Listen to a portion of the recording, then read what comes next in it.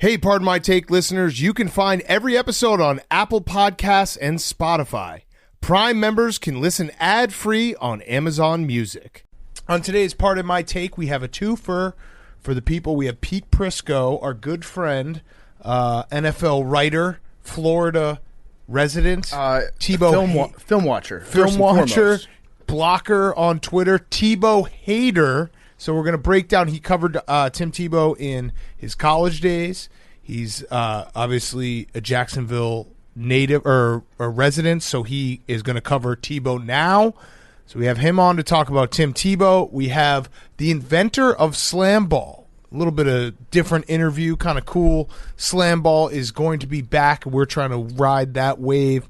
We also have some Bob Baffert cleanup, some NBA talk, some hot seat cool throne, and we're going to finish with FAQs and some listener-submitted nut-tapping retirement stories after Monday's show, and we brought that up. Before we do all of that, Bright Cellars is back. Bright Cellars is the wine service that helps you find wines you love while making wine more accessible to everyone. Whether you're new to the wine world or you've been drinking wine for years, Bright Cellars pairs you with unique wines using their crazy accurate algorithm. Just take the 30-second quiz, let the wine magic happen, and they'll pair you 6 wines that fit your taste profile. I am personally not a huge wine guy, but I use Bright Cellar, and that is why you should use it, because I took the quiz and they sent me 6 bottles of wine that I absolutely loved. I absolutely loved them because they fit exactly what I was looking for in a wine.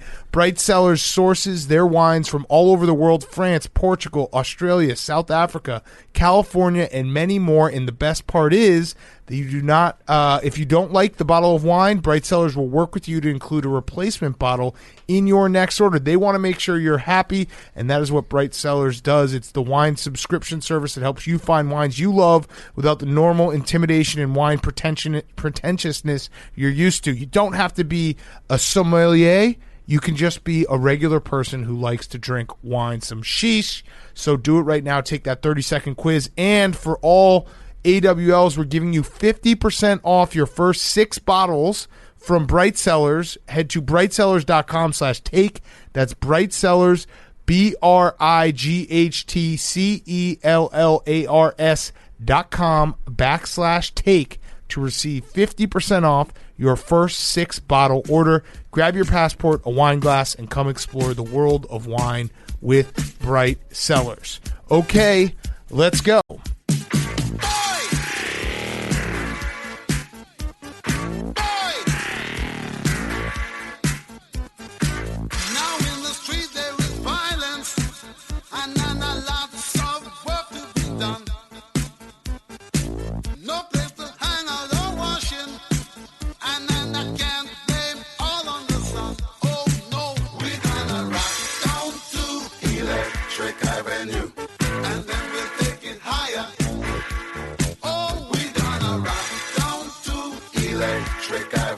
It's Pardon My Take, presented by Barstool Sports.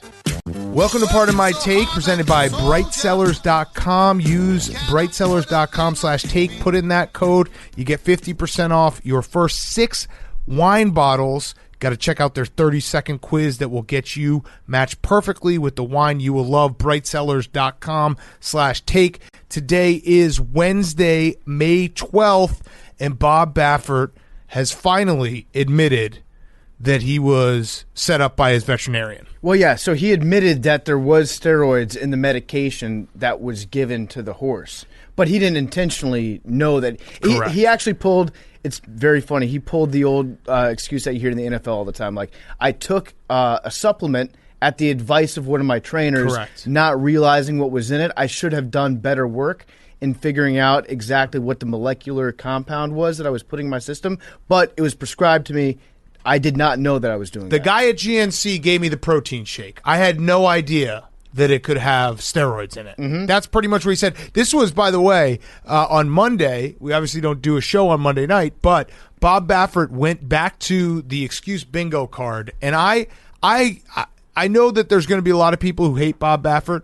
I have fallen in love with Bob Baffert because he essentially just said, I'm just going to keep going with the excuse. I'm going to flood the zone. I'm a pitcher who doesn't have a great fastball, but if I can just throw strikes and get some ground balls, I might get myself out of it. He went with there was a barn worker who was taking cough medicine and peed on the hay, and then Medina Spirit ate the hay. It's very confusing when they refer to the barn worker because they call it a groom. Yeah. The groom was drinking cough syrup and peed on the hay, which contained drugs. Correct. He said cancel culture is coming after Medina Spirit. Which I love that. I agree. It's just another cancel culture run amok, trying to cancel a goddamn horse. Well, it's happened twice at the Kentucky Derby. They canceled, True. Was it War Machine a couple years ago? Well, we canceled Nyquist. And Nyquil, the cough medicine. That's Listerquil. Yeah, Listerquil. But wait, was War Machine the guy that won? A lot of people, by the way, reached out, said that was a genius idea. Said also Barbara Cuffalo is what he called it. Was also a genius. No, not Barbara Cuffalo. That's totally different. This is Buffacue. Buffacue. They said, "Wow, you guys are geniuses." We're like, "Hey, you know what? You're right." But yes, so Nyquist got canceled by us. Who was the other one that got canceled? Was it War Machine at the Kentucky Derby? Who was the horse that won, but then they had to disqualify him afterwards? Oh, that was like a couple years ago. A couple years ago. Yes. So maybe this is the new thing. He went into Medina Spirit went into war mode. Yeah, he did. He got canceled. Maximum security. Maximum security. There we go. So I love Bob Baffert. I don't know where this is going to lead to. We're going to have Randy Moss on for the Preakness on Friday's show. Give us a couple picks and make sense of this. But either way, free Bob Baffert. There's a lot of things wrong with horse racing. Bob Baffert isn't one of them. Well, quoted by Bob Baffert. It's also funny that going into this next race, Bob Baffert he's self-imposed a suspension. So he's not going to the track because he doesn't want to be a distraction from the horse. He wants the horse just to go out there and run this race. I love it. Medina Spirit is racing in the Preakness. As of right now. That's awesome. I love it. And I actually wonder, Good change. I actually wonder if there's a difference if Bob Baffert is like at the track. Is there something that a trainer is able to do, like the day of the race, besides give him steroids? Yeah, I think it's just the steroids. Just the steroids. Yeah, so there'll be somebody else there. I think when you see Bob Baffert, if you're a horse, you probably get a little fear. Yeah. Like if I don't perform here, I won't get the steroids anymore. I think that Bob Baffert should actually take this opportunity to just load up on steroids right now. It's probably the easiest way to get away with it. Well, no one's going to be expecting you to do the exact same thing again. Think about it. If you're a junkie horse like Medina Spirit, and Bob and you look at Bob Baffert and he's like, "Hey, you better win this race." Well, what could he do? Oh, he could take away your steroids and then you'd go and withdraw. Yeah. So yeah, I think Bob Baffert being there does matter. Absolutely. Yeah. No, this is like if you're actually addicted to these steroids, which I don't know how steroids work when it comes to a horse. This is very complicated for me. I guess the steroid that they were using was for recovery. Yeah. That's it was just like it was like a Z-Pack. It was a light dose. It was a light dose of steroids. He had a little cough. He had a little fucking thing. He had a little bump on his dick. Can you administer human growth hormone to a horse? I wish we had an expert to tell us, but alas, we don't. What were you gonna say? They should just use a smaller jockey. That's how you compensate for the fact that you can't use steroids. Yes. How much of your newfound love for Bob Baffert comes directly from the fact that you won on 99%? 99%. Oh, if the roles were reversed, listen, we are very much hypocrites on this show. If roles were reversed and I was wronged and I had the second horse, or if I even had the last place horse, I would be screaming. I would be. I wouldn't do anything because that would take effort, but I would maybe sign a petition online. But yeah, I would be very, very upset. But guess what, Hank? My job was to pick the winning horse on Kentucky Derby Saturday. I did my job. My favorite. What happened after is not my fault. I would be very happy with the goings on this week, regardless of if I won or not, just because I love public liars. Yeah. I love people that have no shame in lying, that are just out there trying, like you said, throwing everything against the wall. He doesn't think he's lying. No, he doesn't. No. As George Costanza said, it's not a lie if you truly believe it. So Bob Baffert just knows that Bob Baffert is a hell of a good trainer. Right. And he can't possibly be guilty of what he's been accused of for the last 40 times that his horses have been accused of using steroids. Correct. It's not his fault. I can see that there's a pattern there, but it's not Bob Baffert's fault. No. Says Bob Baffert. Says Bob Baffert. Anytime you can get in front of the media and just lie to such a ridiculous degree, I actually, in a weird way, gain a little bit more respect for you. Yeah, absolutely. He's just going up there and being like, I'm going to keep going. Again, flooding the zone and hoping one of these sticks. And guess what? All of them have stuck with me. I could go. I'll defend Bob Baffert to the end of the earth because I have more than enough excuses for him. And again, this is because I won money on the Kentucky Derby Saturday. I have something that says what steroids horses can use. Okay. There's 4. I don't know why Hank his head. Well, I mean, you don't really have to worry about Hank's feelings. The Federal Drug Administration allows 4 steroids: Winstrol, Equipoise, Durabol, and testosterone to be administered to horses. That's a lot of drugs that horses are allowed to take. So every horse Winnie's that we like see, the old school shit. That's what I take. They're drinking like the greeny coffee that they used to do in baseball back in the day. Horses, every horse that you see out there is a junkie. Yeah, Hank. So you used to take Winstrol. Do you think you could have won the Kentucky Derby at your peak? Honestly, probably, yeah. Okay, well, there he goes. So it is clearly a performance enhancer. All right, other news. I mean, we'll. I'd have to be riding the horse, obviously. Yeah. Right, but you could have won it. Right. Yes, just the pure rage. Randy Moss will give us some picks on. He picked Medina Spirit, or he told us the story. So I don't know. Maybe he'll pick him again. What a story it would be if Medina Spirit won the Triple Crown. Yeah, I would love it. So bad boy. Would there be an asterisk next to it? Yeah, I think there already is. It's almost more impressive if you're able to overcome cheating blatantly and still win the Triple Crown. Mm-hmm. Yeah. I have no idea why this horse is allowed to race this weekend, this junky horse. I think, I don't either. I feel like it's going to get pulled to the last second, but we shall see. So the other things we had, NBA, we're getting close to the end of the season. This does feel, if you watch the NBA like every night, it feels like everyone's just ready for the playoffs to start, myself included. But we had 2 big news stories. One was Russell Westbrook broke the triple-double record. In perfect Russell Westbrook fashion, he grabs the rebound and then comes up and bricks a 3. But I'm respecting Russell Westbrook, so I'm not doing there's a lot of people out there who want to say he sucks, and these are hollow stats. I like Russell Westbrook. The dude just tries really fucking hard all the time. I don't think anybody's saying that Russell Westbrook sucks, but people are saying that he's definitely like a stat patter at times, right? And that he knows how to get triple doubles. I'm not. Listen, if you can excel at something, then you should try to excel. Like if you don't want Russell Westbrook to get triple doubles, then stop him. Yeah, because you know what the game plan is going into it. It's Russell's going to eat. He's going to eat every single night. And what's remarkable is like Russell Westbrook and Bradley Beal have made the Wizards like a team that people are talking about a little bit now. And historically, I would make the argument that the Wizards are probably the least consequential team to ever pay attention to in all of sports. Ooh, it's like them and the Florida Panthers. Florida Panthers are always the answer to that. It's neck and neck. Florida Panthers. Listen, I grew up in the D.C. area, and there was nothing that ever happened with the Washington Wizards unless they lost 10 games in a row or won 10 games in a row. You should never pay attention to them. Yeah. You can get through life just fine not having any of your brain space taken up by the Washington Wizards. Panthers are really good this year. Did they make the playoffs? For the hometown team. Yeah, they're currently second in the Central. It's going to be the Florida Cup. There we go. It's going to be the Panthers and the Lightning. The play-in games, which I don't like how they're set it up this year, but I'll give the NBA credit for this.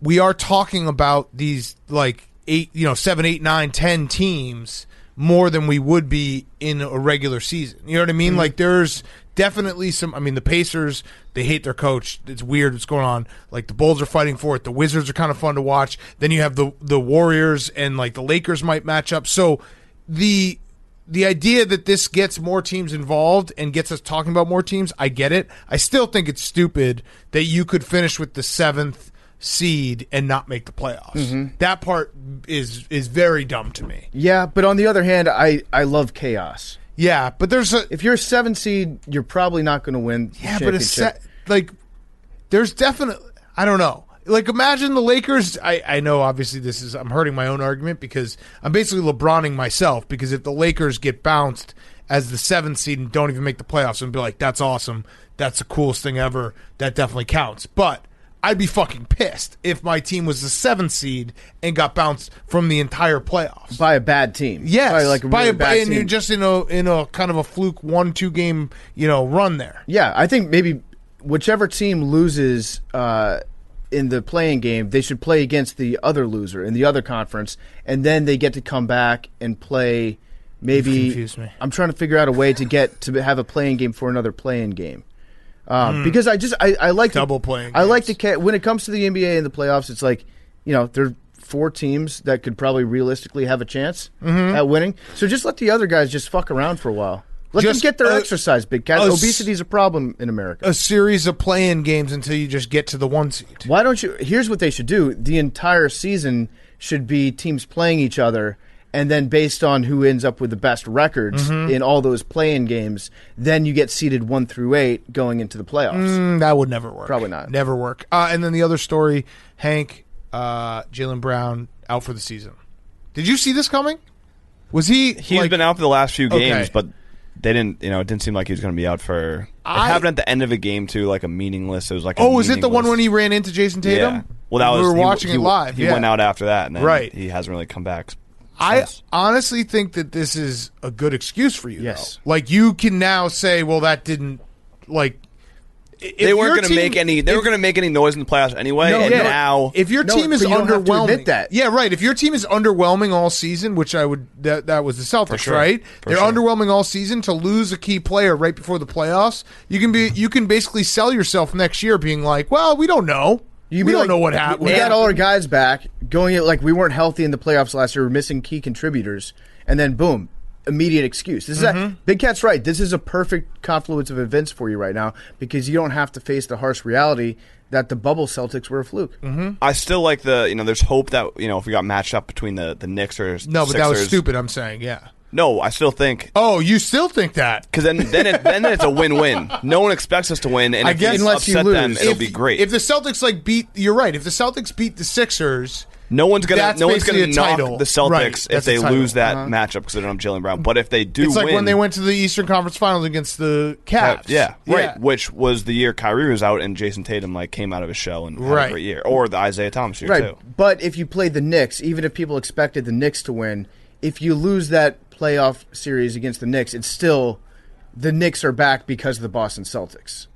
It would still feel pretty bad. I want to go see some playoff games at MSG, so it'd be fun to. Go to a Celtics one. Yeah, I mean the Knicks definitely will. It will be fun to see the Knicks back in the playoffs. That absolutely matters. And we're right here. Yeah. But next week, Knicks fan or representative, hook it up. Cough. You think James Dolan is gonna? He should after what you did at Madison Square Garden during the dog show. I'm pretty sure Clem actually hissed at him in real life. He went up to him, saw him in public, and went right at him. That happened. That's crazy. I'm pretty but sure I respect it. Yeah. Oh, I totally respect it. Knicks fans have every right to be salty against James Dolan, but yeah, I don't think James Dolan's going to be like, oh, let me hook these guys up. Has he been playing in his band recently? I haven't heard too much about James Dolan and the kazoo. Yeah, I really need James to get some Dolan more. and the kazoos. If you're a fat kind of goofy galoot. There's one thing that you have to not do on stage, and that's play a kazoo. That's literally the only thing that's expected. Completely illegitimizes your music ability. It's the worst thing for anybody to do publicly. The only thing worse can't could be respect a person, a recorder, after you watch them play the kazoo. Yeah, a recorder playing hot cross buns. I even think a kazoo's worse because you got the buzz, you got the spit going everywhere. Although when a kazoo solo like hits, dude, when it hits that extra level, it kind of. Is there somebody that's like the GOAT kazoo player? I would assume like Rafi, right? The children's guy, music guy. The commercial, Baby the guy Beluga, who's outgoing. Yeah, Baby Beluga. Yeah, the Deep Blue Sea. Yeah, there's other ones. I've listened to all of them. Let's see, best kazoo player. He's got to be up there. Imagine if Bob Dylan started with the kazoo. That's actually why his career took a while to take off, and then he one day switched the harmonica. He started emulating the sound of the kazoo with his voice. There's no real greatest kazoo player. Basically, how it's ranked on YouTube is just the most recent person to play the kazoo in a talent show TV. So we could possibly become the greatest kazoo players. It says best kazoo player in the world. This is Amy G, who is talented in every way. Amy G? She was a sexy babe and an awesome kazoo player. This is funny and very entertaining. Dude, I'll tell you what. 674,000 views. If you're trying to corner a market, because this is kind of as the world becomes more the global world with the internet and everyone's got a piece of the pie here. Being a big titted kazoo player I feel like you could get a pretty big fan base. Yeah, for sure. You don't. If you have large breasts and you don't have anything else going for you, you might as well pick up a niche instrument because then you're the person who plays that, but also has big boobs. Right. You just everyone has all their interests get flushed out. There's so much entertainment out there. There's so many things to like delve into. Big titty kazoo player. I think that plays. Yeah. Huge. That is huge. There's always going to be a market for that. Send me that link real quick, Jake. Amy G is what you said her name was? Yeah, the video is just called Best Kazoo Player in the World. That's all? That's literally it. Okay. Kazoo porn? You think there's kazoo porn? Oh, yeah. Probably called, like, What That Mouth Do. Mm-hmm. Yeah. All right. One sad news. Colt Brennan passed away. That was really sad. Unexpected. If you don't remember Colt Brennan at Hawaii, like it was one of the most electric experiences, that 2006 year when I think he threw 58 touchdowns. It was essentially if you were playing the NCAA video game and you put it on like freshman and you said, how many stats could I put up? Mm-hmm. That's what Colt Brennan did in real life. Was that him and June Jones? Yeah. Was that when June Jones? And then the next year they went and played Georgia. Hawaii got to a New Year's Day bowl. And they got killed by Hawaii, but they were Georgia, but they were awesome those days. I think they went 12-1 that year. The year before, Colt Brennan threw 58 touchdowns, Heisman finalist. It was a more exciting Mike Leach offense, basically. And Colt Brennan dyed his hair blonde and got the state of Hawaii, the islands, dyed into the side of his head. I remember the Washington Redskins at the time. I don't know if they drafted him or if he was an undrafted free agent. Yeah. But he was like a preseason legend. Yes. He was electric in the preseason. He was the guy that you always have that guy at the end of your bench that you've seen in the preseason, and you're like, just let him try. Yes. Let him try because he's a winner. He was like college. That's kind of why I love college sports so much, is that you get these guys who are so memorable, even if they don't have great pro careers. He was in that list of like, when you think of guys like, oh man, some of the best quarterbacks I've ever seen in college, Colt Brennan absolutely pops up there. Late night Hawaii games, late night snack in the whack. So yeah, very sad. But if you are looking for something to do today, go pull up Colt Brennan highlight tapes and watch him just bomb the ball all over the field. Then maybe a little kazoo chaser. Little Amy G to basically Can I say something to brighten the mood about this kazoo? So I just watched the video, and she doesn't necessarily play the kazoo with her mouth. Oh, so the world's best kazoo player. No, I jumped ahead of myself. Where is she putting the kazoo? Jake. Wait, is it her other lips? Yeah. Oh my God, she's warming it up? This is the horniest thing you've ever done, Jake. Introduce us to Amy G. Amy G, the legend. Oh, man. You know what? James Dolan should do that with his butthole. She ends the video with her mouth. But this kind of tells you the state of kazoo playing. It does. That the number one kazoo player is like, how can we make the kazoo interesting? We play with our pussy lips. She actually made it more respectable playing it with her vagina. Yes. Like if she played it with her mouth, I would have been like, ooh, that girl's kind of weird. Yeah. Now I'm like, that's normal. Yeah, that's totally normal. All right, kazoo, Amy G. We should get her on. We should get her on the show. Bonk, why not? Bonk. Why not? Just talk to her. All right, let's get to our Hot Seat Cool Throne. Hot Seat Cool Throne is brought to you by our friends. It's just funny that the only way that they can get people to watch someone play the kazoo is put it in if your pussy. They stick it up their pussy. It's incredible. It's so fucking good. All right, Hot Seat Cool Throne is brought to you by our friends at Coors Seltzer. We are on a mission with Coors Seltzer to save the rivers, so we have a Coors Seltzer leaderboard scoreboard installed in the studio. The scoreboard is going to track the amount of cases AWLs and Barstool HQ drink throughout the rest of the year. The goal, restore 1 million gallons of river water with 2,000 cases of Coors Seltzer. If we hit 2,000 cases, Hank will have to go fishing and prove he can catch a fish with his bare hands in the East River. AWLs tweet in a pic of your Coors Seltzer with hashtag Let Hank Fish. For every pick, we count as one case added to the scoreboard. We're counting all the pictures we get and all the cases we go through at HQ. So go out there and try it. Get Coors Light and Coors Seltzer delivered straight to your door with Drizzly or Instacart, or go to CoorsSeltzer.com/take to see where you can purchase Rocky Mountain refreshment now in a hard seltzer. Coors Brewing Company, Fort Worth, Texas. Celebrate responsibly. For every 12-pack sold through 12/31/2021. Coors will purchase services from Change the Course to restore 500 1,500 gallons of fresh river water. Max 5 billion gallons through 2021. Details at CoorsSeltzer.com. Go check it out. They have black cherry, mango, lemon, lime, and grapefruit. Coors Seltzer's 4.5% ABV and only 90 calories per 12 ounce. Okay, Hot Seat Cool Throne. By the way, did you guys see that guy who was like, he was basically complaining about how much work goes into scripted podcasts? That guy's the absolute best. Yeah. And he was like, hold on, I'm going to pull it up because it was so funny. There was another thread about that a few years ago. You remember when somebody was talking about how they do their job on NPR and they have like a staff of 15 people that work on a 30-minute podcast? Yes. So he said, Matt Zeitlin said, good narrative podcasting requires so much work from so many people, research, interviews, working with archival audio, writing scripts, etc. And then there are guys who just turn on the mic and BS for an hour and put up huge numbers. And I'm just thinking about like the Pussy Kazoo. That guy's got to be fucking pounding his Pussy Kazoo is like proof positive. Like, yep, we uncovered a murder from 1972, and then the Pussy Kazoo got us. That guy actually nailed it. He's a million. Oh, he totally got it. Yeah, you can put hours in, you can do research, or you can just get drunk and show up, and then Joe Burrow will talk to you as you're throwing up in your hotel room. Dude, Pussy Kazoo's great name for fantasy football team. Hell yeah. Speaking of uncovering murders, Express is doing bad, man. Oh shit! That wasn't an entrance for you to bring that up, but I'll take it. So I mean, I'm struggling right now with having to update my lineup every day. I've got Max Scherzer going out there pitching his heart out. That was such a great shoehorn. Ridiculous.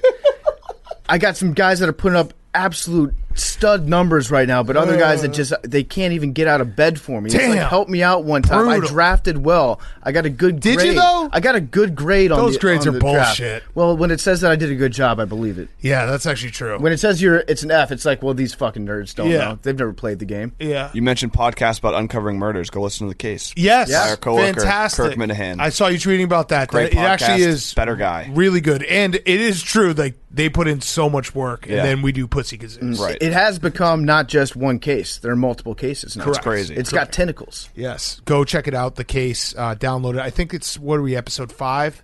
So we have a few more to go.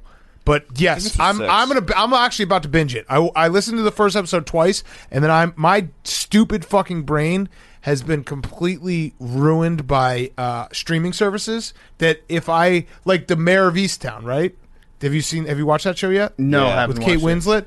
I went to watch it, and I realized that it was weekly, and I just didn't watch it. I was like, I'll watch it when it gets here. How does this happen? It doesn't come out all at once? Yeah, like let me have an option that I can just watch 4 episodes on Friday, 4 episodes on Saturday, and 2 on Sunday, and be done with it in a weekend. Big Cat, you need to fall back to your roots, and like how we watched Game of Thrones and binge after it had already been out for like 4 years. Yep. Do that, or like Dave.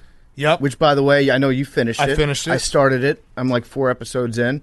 But if you just wait until it's old, right? If you wait long enough, it becomes new again, and then other people get excited that you're into it because they get to like relive themselves 2 years ago. Yeah, long way of saying though, listen to The Case. Mm-hmm. Rhea just started watching The Office, so I've been rewatching that. That's like, the most rewatchable show. It's crazy though. Like I was like, yeah, she's like, this is so funny. I was like, yeah, it's welcome to 2011. Yeah. I'm actually jealous 2009? of it. 2006? Yeah, it was way before that. It was 2005. I watched in college. I haven't been in college in 14 years. If I were to do That's sad to say out loud. The Men in Black like mind eraser thing, I wouldn't do it to like erase a painful memory.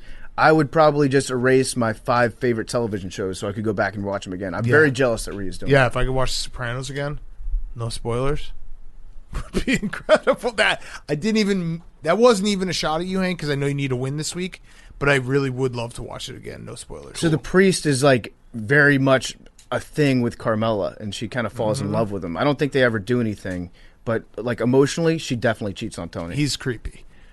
Hank, hot seat stays overnight. The neighbors see the car. Hot seat Coulter. Do you want to do this after Pete? Is he waiting? No, I mean it's 3:58. Let's make him wait. All right. He's going to be fired up. We're basically like sticking him in a rocket and just whooshing him around, and then we're going to shoot him out of the cannon. We're going to get him dizzy. My hot seat is Oakland. They lost the Raiders, they lost the Warriors, and now they're going to lose the Athletics. Probably. Unless I think like Oakland plays ball with the new stadium, which it seems like they're not going to. This sucks. So yeah, hot seat Oakland. That's tough. That's tough because I feel like the Athletics were a team that had like deeper roots there. then Moneyball. Yeah, Moneyball. They didn't. So Mark Mulder. I feel bad because the Oakland Coliseum has just been getting shit on. It's been like the one stadium that everybody like universally has been like, this stadium sucks and needs to be updated for the last 15 years, but they just haven't been able to do it. So where are they going to move the team? Probably Vegas. We can't have that. Portland? We need the A's. Yeah. The fucking A's, the fan base and the outfield is so cool. Like, fuck that. We need the A's. Don't do this. Don't do this. I also love I love quirks in baseball stadiums, and the A's foul ball territory is awesome. It's so stupid. Yep. I feel bad for Dallas Braden. Is he going to have to move to Vegas? Oh, wow. That would be a shame. I think he'd be fine. I think he'd do fine. Hank, your cool talk? My cool throne is this league, NBA Twitter, players fighting with each other. Bradley Beal and Ken Bazemore. Ken Bazemore, after they played Bradley Beal and Steph Curry had 49 points in 29 minutes, said, "That's unreal. We got guys hurting hamstrings to keep up because Bradley Beal hurt his hamstring in the game." Bradley Beal is not happy about that. Went on like a long Twitter rant, said, "You don't know me or shit about me, bruh. You don't know why I go out there and play it. Damn sure ain't for another man's approval. You a straight lame," all caps. "But it don't surprise me coming from you. That's what yo type do." And there was a lot more. They were going back and forth. Call him a clown. Clearly, Bradley Beal was, he was tight about the whole situation. It's worse because it's just good when there's generic, like not generic. It's like real, like once you get your genuine all caps lock lame, right? Like that's from the heart. He called him a type too, which is actually a great insult because then it allows the other person to think what the worst type they could be implying is. Yes. So it really is psychological torture on your opponent. It's also great in the NBA because there's a clear pecking order, and Bradley Beal is far above Kent Bazemore. So it's great when like you can look at it objectively and be like, yeah, Bradley Beal's got every right. He's a superstar. Mm-hmm. And wasn't Steph Curry, he looked at Bradley Beal's stats the other night before the game, and that's what made him be like, I'm going to go out there and try to drop 50 on him? Well, I think they're in. Aren't they 1 and 2 for points per game? Yeah, I think So Beal is that's why. slightly ahead. Maybe. Yeah. Okay. Prisco tried the link, Hank. He says the meeting hasn't started yet. Right. Should we do it? Because you told him to wait. So he's in cyberspace. Should we? Well, is he stuck in cyberspace? All right. You know what? We'll be He's back. in the Matrix. Pete's we'll in the be Matrix back right in now. a second for Hot Seat Cool Throne. Okay, we're back. Pete was awesome. He's coming up in a second. Ridiculous human being. I love Pete. Hot Seat Cool Throne. He was getting more and more angry just being stuck in cyberspace. Also, if you are blocked by Pete, make sure you listen because we have a special offer for people. PFT, Hot Seat Cool Throne. Also, can I have your computer charger because my computer's about to die? Yeah, here's my computer charger. Thank you. My hot seat, they're literally hot seats in Vegas, hot commodities. We talk about them a little bit with Pete at the end, but Allegiant Stadium has unveiled what their indoor seating capacity is going to look like. They're going to have a straight-up club in the end zone. I saw that. There's going to be a DJ set up. There's going to be bottle service. It's going to be, I think is it going to be lit? It's going to be so lit. Litty. Well, I think they think it's going to be lit. I'm excited to see what the personnel of people that actually go are. What does that mean? I hope it's like older guys. You know what I mean? I think they're expecting club-going people to go. It's going to be True Religion jean wearers. But it's going to be more, older football fanatic, rich Raider fans. I hope. Right. Maybe not. Right. I would love to see the black hole in that club, like wearing the gorilla suits. Like I want to see wearing Pete the spike- Prisco and yeah. us in those seats. I actually, not actually like club going, hot people. I actually Right. think that we should go Me for too. for content. 100%. Sure. We should go to the game for content, and I think that we should get maybe strippers, but for content, just to be like, hey, this is the biggest Vegas type party that we can have in the end zone. For content. For content, show up with. You think Mark Davis is going to be a go-go dancer? Well, Wednesday is tomorrow. Today, as you're listening to this, the schedule will release. Yes. So we'll pick a Monday Night Football game. Hell yeah! Schedule release day is one of my favorite days, but this year is going to be a little bit different Because there's 17 games? because there's 17 games. So like it's always we're going 10-6. So do you think it's Yeah. going to be we're going 11-6, or do you think people are going to be like we're going 10-7? There also is not going to be a doubleheader Monday Night Football Week 1. Sucks. So bad. See news about the Bears? What? Sunday Night Football Week 1 against the Rams. Really? Yeah. Why would they do that? For ratings, for part of my take to help our Why show. would they do that? Andy Dalton. Matt Nagy's going to start Andy Dalton. So I think, like, if we can take a real quick detour into Bears quarterback talk. I think that there's a good chance Justin Fields starts week 1. I do too. I hope so. I think, but then again, they're doing the thing where they say like Andy's our guy, and we want Justin Fields to learn behind a veteran. No, yeah. And then after like 2 practices, it's going to be like Justin Fields is clearly superior. I want Justin Fields to start week 1. Absolutely. No ifs, ands, or buts. I do not want to. No offense, Andy Dalton, nice guy. I don't want him, especially Sunday Night Football now. Come on. Come on. Just a couple things I'm looking for in the schedule. I need the Jaguars-Titans to play that Thursday night game. Would be nice. It would really just be nice. Yes. And then besides that, I just like seeing exciting teams in primetime like everybody else. I don't want to see Cowboys-Giants playing a primetime game this year. That would honestly make my week. Yes. All right. Your cool throne. My cool throne is, it's kind of like a, I don't know if I should bring this up, but the early 2000s, Benifer back together. Well, actually, funny you bring that up, PFT. That's Jennifer my hot Lopez. seat because Ben Affleck was tampering. Ben Affleck, it was reported, was texting J-Lo in February when J-Lo and A-Rod were still engaged. That is illegal. That is tampering. Lock him up. Lock him up. Lock him up. Lock him. Jake, help me.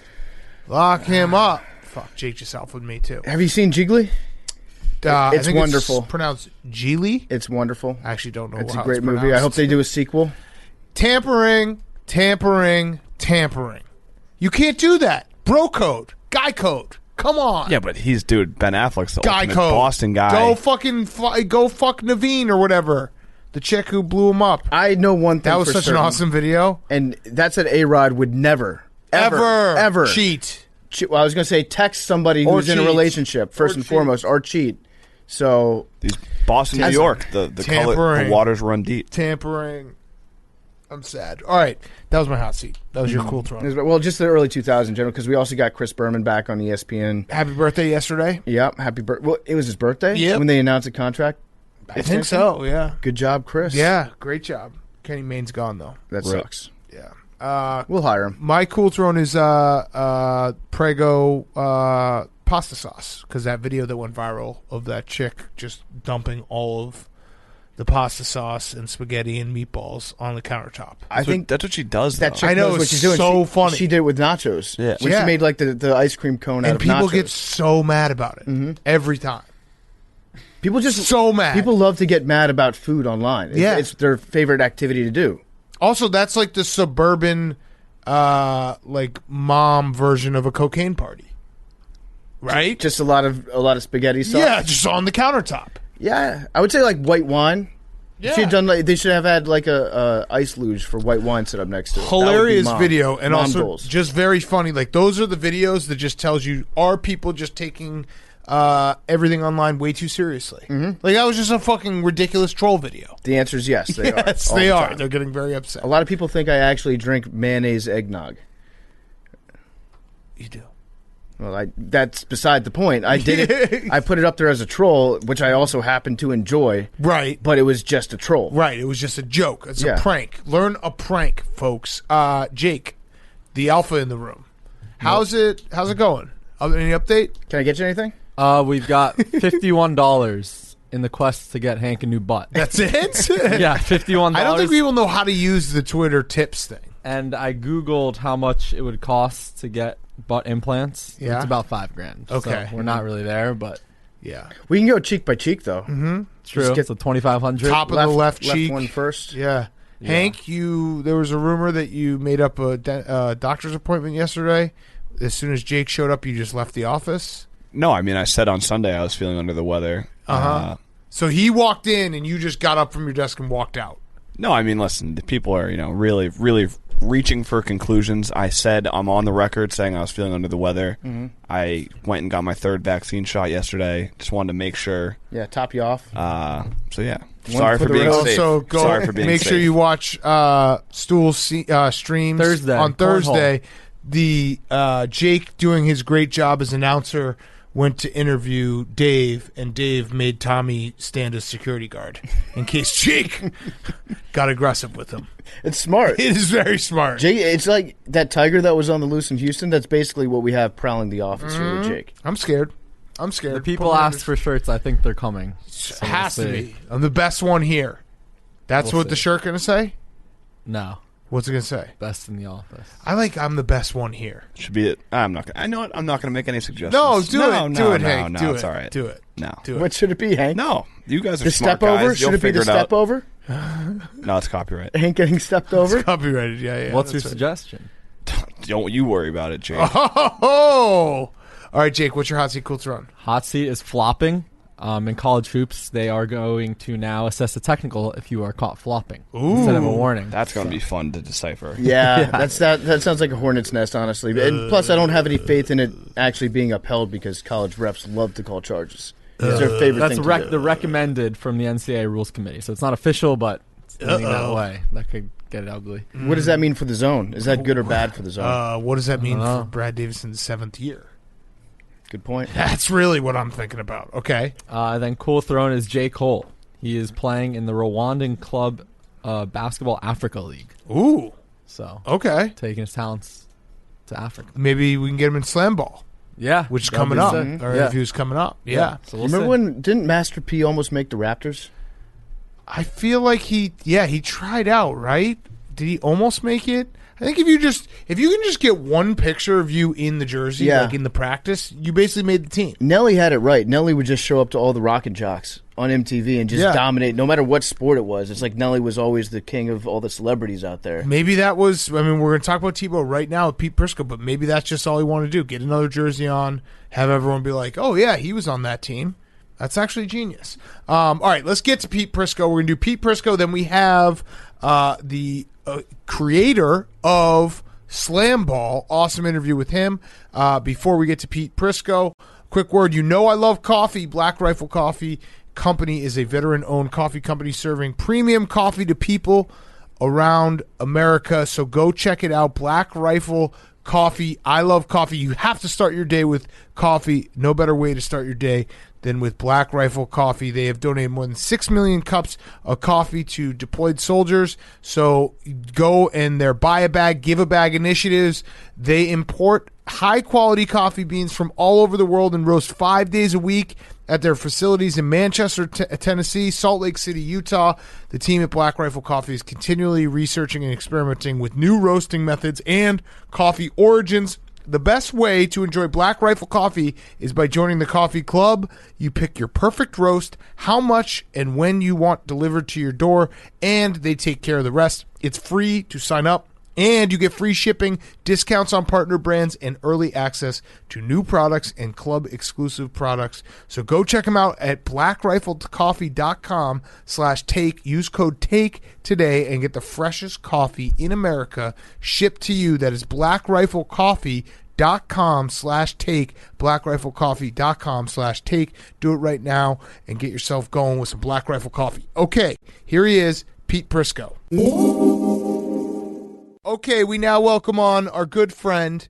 It is Pete Prisco. You can find him on CBS. He's a senior NFL columnist for CBSSports.com. It says it in his Twitter, which most of the people listening right now are probably blocked. But we have Pete on because Tim Tebow has signed with the Jacksonville Jaguars. Pete covered Tim Tebow at Florida. He lives in Jacksonville. He covers the Jaguars. He's a huge Tim Tebow fan. He's a huge Tim Tebow fan, and I looked for just some stats beforehand, Pete. Tim Tebow got signed less than 24 hours ago. Pete Prisco has tweeted about Tim Tebow 40-plus times since that. So we thought, who better to have on to talk about Tim Tebow than Pete Prisco? So let's do it. Let's do it. What's up, fellas? By the way, I don't live in Jacksonville anymore. I've moved to South Florida. Same thing. But I'm still on the Jaguars radio network. So this is an interesting signing, and it's a stupid signing. And I will absolutely say that this is a big joke because he can't play. He couldn't play quarterback. He was a terrible quarterback. He hasn't played since 2012. He's going to be 34 years old. And he has no suddenness to his game. He can't play tight end. He will not be able to make the transition. So it seems to me, though, that the transition to the tight end position eliminates his biggest weakness, which is throwing the ball. And he is a good runner. Like he's not bad in space, right? he never made anybody miss. He was always one of those guys that tried to run over people. He's not going to run over anybody from the tight end position. You got to be able to get open. You think he's going to get open? I don't know if you saw the tweet yesterday I sent out too about when he was on the punt. I went back and looked at his punt protection plays, and he was getting mauled as a blocker. They were running over him. He can't block. He's definitely going to have a target on him. Like Tim Tebow is going to be a guy that other players are going to love to hit, absolutely love to knock out. I actually agree with you. I don't think that he'll be a good tight end. I think he's just going to be camp fodder. I think he's like, what is it, a 90-man roster right now? Yeah, but you know what else is interesting about this is when they say, oh, well, he's going to be a leader when he gets in there. Those players are all going to follow. Nobody follows a stiff. You follow good players. You hate Tim Tebow. I agree with everything you're saying. Why, though, then did the Jaguars do this? As a favor for Urban Meyer. I mean, that has to be what it is. His buddy, he knows him. He played for him. He won titles for him. He was a big part of his life. And Tebow lives in Jacksonville still, so he probably said, hey, come on over. We'll give you a workout. He probably looked okay in the workout because he's in great shape. But he's not going to be able to play tight end in the league. And I just don't understand it. All the goodwill that they've built up in the last 3 months or 4 months, think about it. That franchise has been beat to hell since it came into the league. You get a coach like Urban Meyer, you get a quarterback like Trevor Lawrence, and now you bring in Tebow, and all that does is it kills all the goodwill you've had in the last couple of months. Okay, counterpoint. And I do agree that Tebow's not, it's all just a circus act at this point. But counterpoint, Urban Meyer has forgotten more football than you ever knew. True. I don't think there's any doubt about that. But it doesn't mean they don't make mistakes. They all make mistakes. Uh-huh. But what if he sees something you don't know? What if he's got something that you don't know, and he's got some kind of plan in place for Tim Tebow that you can't figure out? Will you at least apologize then? Oh, I will say I'm wrong. I've said I'm wrong before. I said Christian Ponder would be better than Cam Newton. I was wrong. Thanks. Maybe the worst quarterback ever drafted. Ever. Oh, he was terrible. Oh, terrible. I get it. So bad. Really disgusting individual. But here's the thing about the Tebow stuff is sell tickets. If you draft Trevor Lawrence, you're going to be a good team. You're going to sell tickets. Trevor Lawrence, if you could take him off the field, can you imagine if they take him off the field to put that gimmicky crap in on the goal line? Trevor Lawrence moves better than Tim Tebow does. Why would you do that? I don't know, but counterpoint to what Big Cat said. Yeah, it's a circus act, but circuses are fun. People go to circuses. Good point. I like watching circuses. So at the end of the day, it's probably a net benefit to have people talking about the Jaguars, right? You probably go to the circus to watch the elephant take a dump in front of everybody. That's probably why you go to the circus. I don't know what that means, but yeah, I would. You've never been in a circus where the elephant walks by and he takes a big giant dump in front of everybody? I mean, what do you go for, the clowns? I go for somebody stepping in his dump. I like the Tigers. I like the Tigers. This is NFL football. This is not NFL football. This is a joke. And here's the other thing. Somebody, and I can't remember who said it on Twitter. It might have been Jeff Legwold, who I've known Jeff for years, but he said he was around when Tebow was in Denver. He covered that thing. It takes away some of the pressure off of. It might take away some of the pressure off of Trevor Lawrence. True. And it focus. Well, if you drafted Trevor Lawrence first overall and he can't handle the pressure, then you drafted the wrong guy. Wait. But there's two things at play here. We're not saying he can't. Now I'm arguing for Tim Tebow, which I hate that I'm doing this. Let's go. The argument would not be that Trevor Lawrence can't handle the pressure. The argument is, can you make Trevor Lawrence's job even a little bit easier? And if the answer is yes, why wouldn't you do that? How does it make his job easier? Because everyone's going to be talking about Tim Tebow. I don't, for about a week. Listen, all right, here's I'm going to give you a little hypothetical. Week 1, Trevor Lawrence throws 3 interceptions. Tim Tebow gets blown up on punt return coverage, and they block a punt. Pete Prisco, senior NFL columnist? What will he senior as an old? Yeah, what will he be tweeting about? Tim Tebow or Trevor Lawrence's poor performance? Poor performance. That's a lie. That's a lie. You just did 45 tweets about Tim Tebow. If you drafted the guy in the first pick overall and he throws 3 interceptions in his first game, you're going to be killing him. Let's be real. You guys would be too. You would be talking about this stiff punt protector. No, probably not their first game. We would just talk about how his long hair is bad for the quarterback position. Mm-hmm. But what if what about this, Pete? What if they're bringing Tim Tebow in because, the old saying, the only way that you can truly master a skill is to teach it to somebody else? What if Trevor Lawrence, one of his assignments is like, teach Tim Tebow to throw for greater than 45% completion percentage. And by then teaching Tim Tebow, Trevor Lawrence has become a better quarterback. Yeah, I think you're reaching for something here. Can Trevor Lawrence teach him not to throw like this? I mean, that's hard to do. You can't teach that. Okay, what about this, Pete Prisco, senior NFL columnist? What about Urban Meyer understanding the importance of having a Heisman Trophy winner on the roster, something Trevor Lawrence did not do? Nobody gives a crap about your college trophies. I do. Nobody I bet cares. on Trevor Lawrence to win the Heisman, and he didn't win it. Well, see, now that impacted your life. No, but you in that said locker room, nobody cares about it. I care. Nobody in the locker room cares about your college trophies. I got to get in the locker room.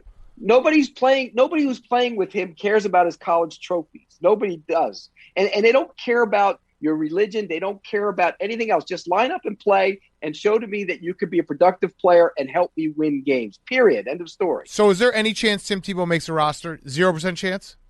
Zero. That's a low None. number. Okay. Okay. I'd go even lower if I could. Pete, you have to eat your column. No. PFT. Because that's a guarantee. That's a Prisco guarantee. I got something better. If Tim Tebow makes the roster, PFT and I both get to nut tap you.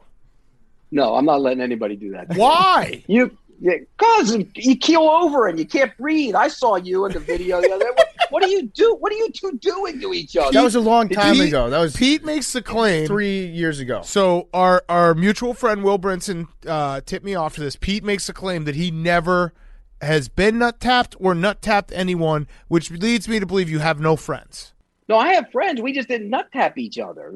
I'm not touching you. I don't want to go down there. I don't want to hit you there. A, and B, if you hit me there, I'd probably chase you around the school. It honestly sounds homophobic. No, it's actually. I just don't want. I touched another man's penis. Oh, I hope nobody thinks I'm gay. You're hitting him. It's the straightest thing you can do. Just hit him in the mouth.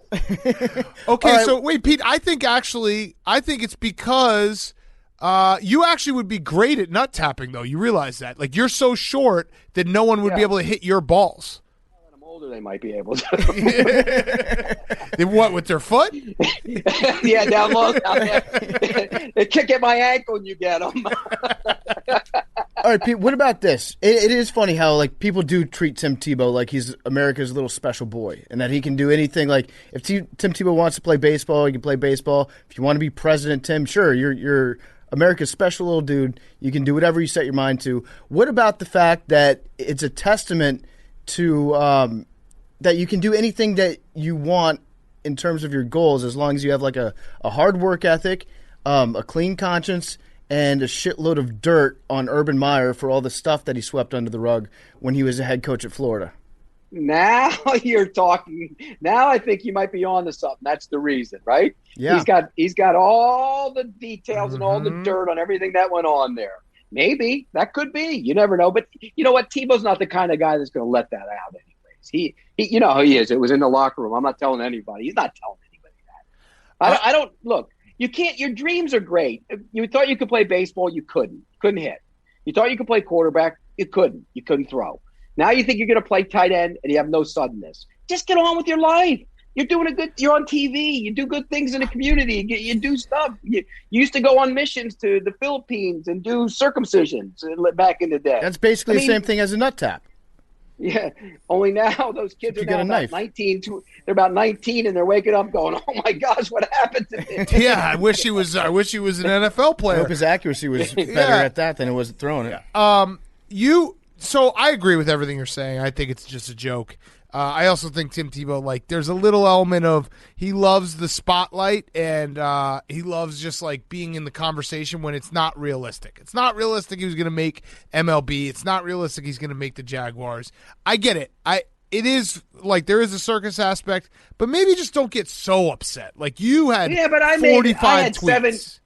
Yeah, well, I had 7 years when I did drive time radio in Jacksonville when he was at his heyday. And it was gold for 7 years. And I'm telling you, I had people calling in. I'm coming to the studio. I'm kicking your ass. I'm going to be waiting outside for you.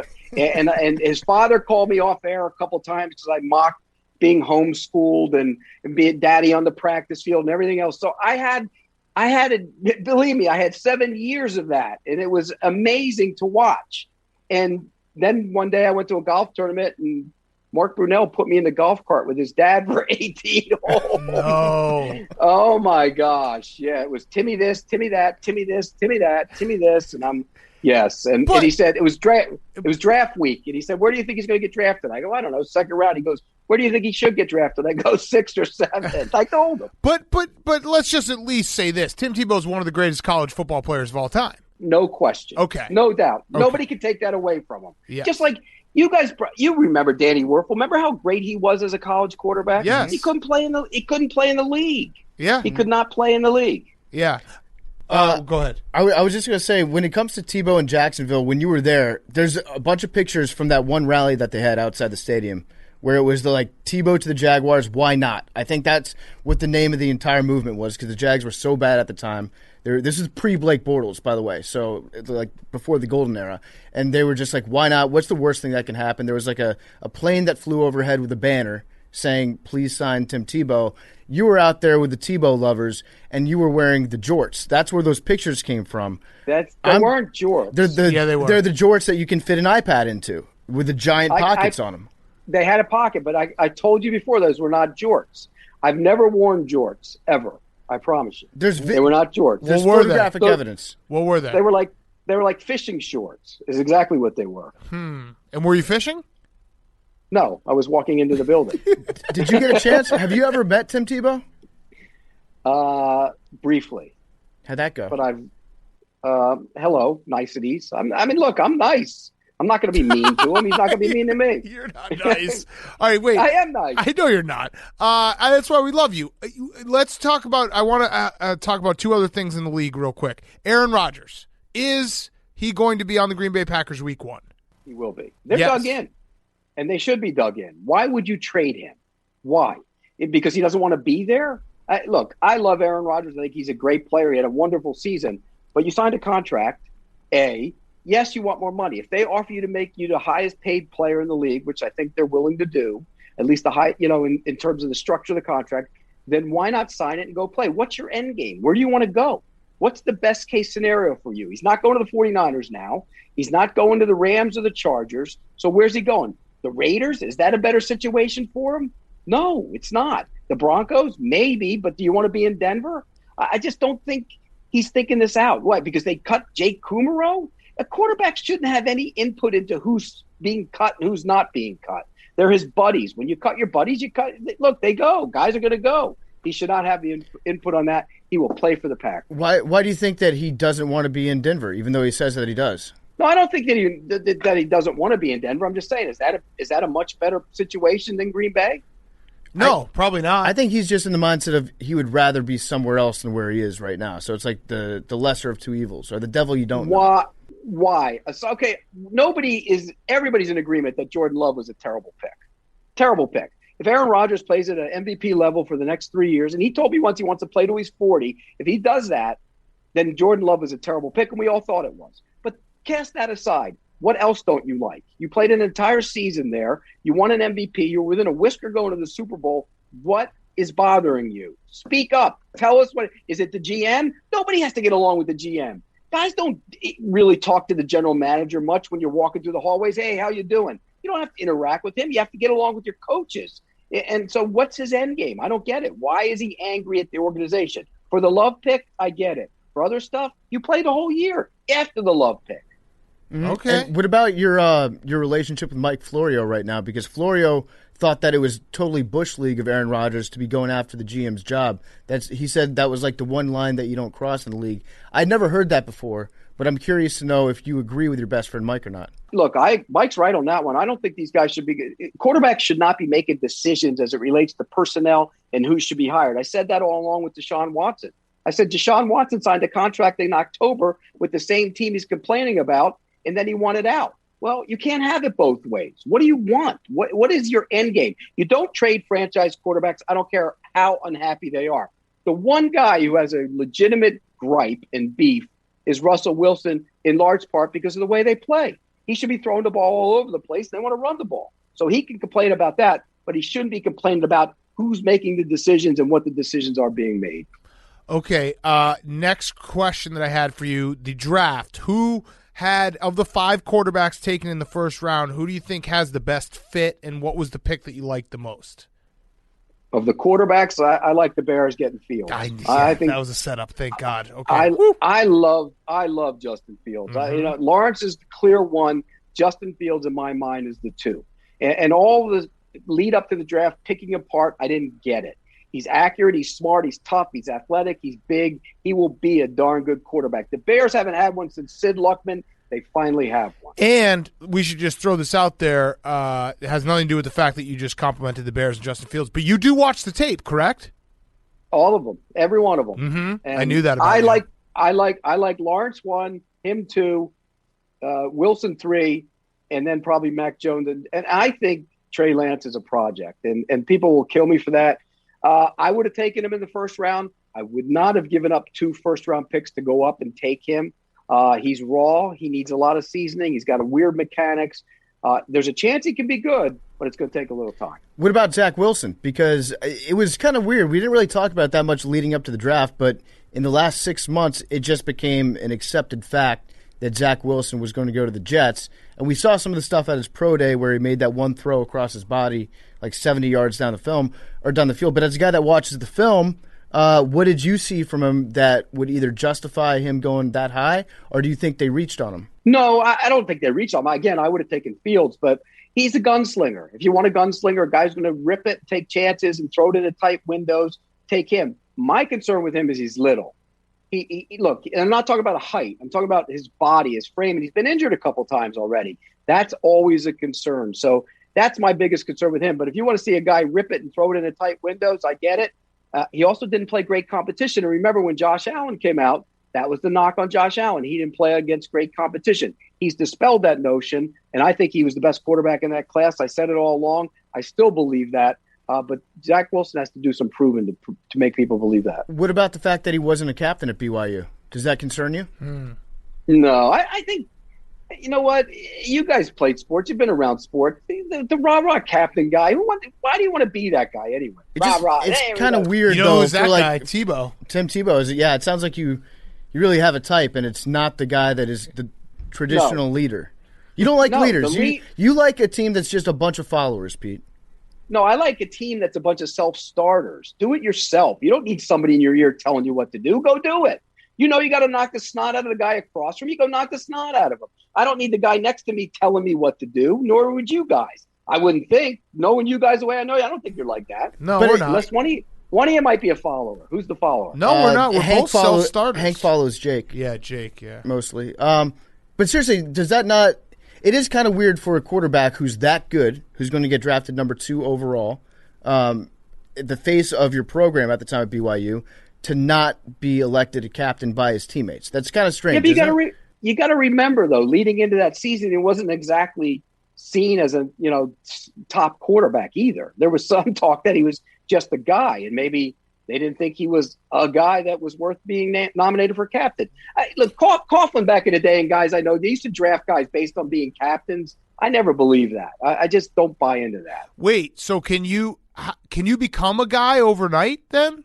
You can. I mean, it takes work, but he worked at it. I give him credit. You see what he did? He drove back and forth to California and worked with his quarterback coach in the offseason. You can make yourself into a good player. Look, Mac Jones, Joe Burrow, they were 2 guys that made themselves into good players and came out of nowhere. It'll probably happen again next year. That's just the nature of the position. Do you think that Trey Lance is going to be relied upon to do like a lot of the stuff that RG3 was doing when he was a rookie in Washington? Because it's Kyle Shanahan who really kind of brought the read option to the game, which I know you hated that year. You hated RG3. You hated Russell Wilson. You hated any guy that ran with a football. You're like, this isn't quarterback. The pendulum's going to swing back eventually. It's a fad.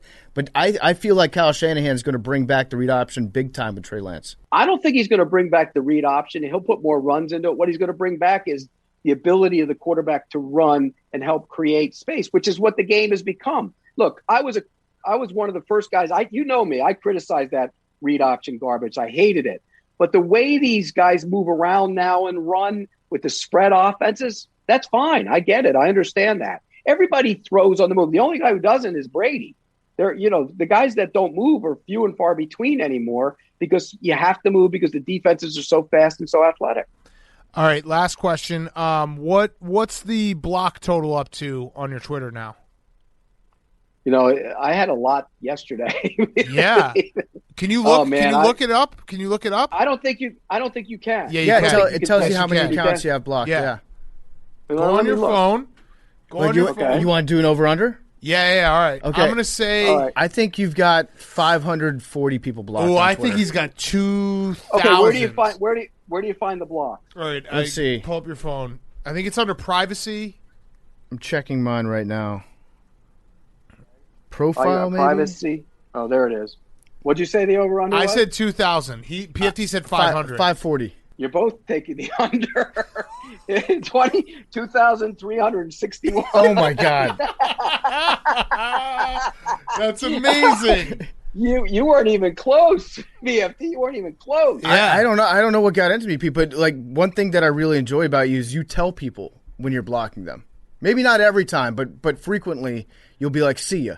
I get a little creative sometimes with the see ya. Like some reverend said something to me once, and I said, "Here, I got something for your collection basket for Sunday. It's a see ya," and I threw him out. So I try and get a little creative with them. But if you get really nasty, I'll block. Most of the time, I won't block you unless you go to real nasty. Can we have you? Well, that's just not true. That's 2,316 people disagree. That's how many people are nasty. They're nasty. Can we get you to unblock one person? Who's that? I don't know, just one person. Like maybe the first person that tweets at Jake after the episode comes out. We'll text you. When you hear the sound of my voice, tweet at Jake and say, "Pete, unblock me." Okay, now that you picked apart me, I got something to pick apart with you people. Hey, stop with I'm on Peloton. We're in a group racing thing. Whoa, look at me. I beat you today. Woo! Hey, guys, jump on. We're in a race. So, come on. Okay, during the pandemic, I get it. Yeah. Couldn't do much, but enough is enough. Well, right? I haven't done it since like maybe August. So since football season started.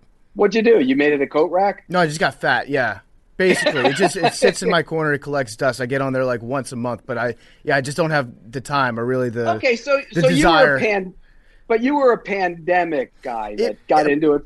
There was literally no other way that I could exercise for a little bit in New York, and then it was partially I got sick of it, and then partially I got sick of the other types of people that were on Twitter all the time posting their Peloton scores. And I was I cannot be involved in this anymore.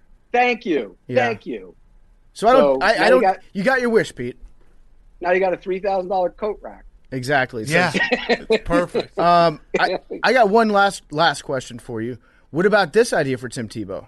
He's a lucky guy. Like it's undeniable. Everywhere he goes, there always seems to be like one or two things extremely lucky that happen to him. He'll like save somebody's life by hitting a foul ball into them when they're choking on a hot dog in AAA. He's like saved people's lives on airplanes.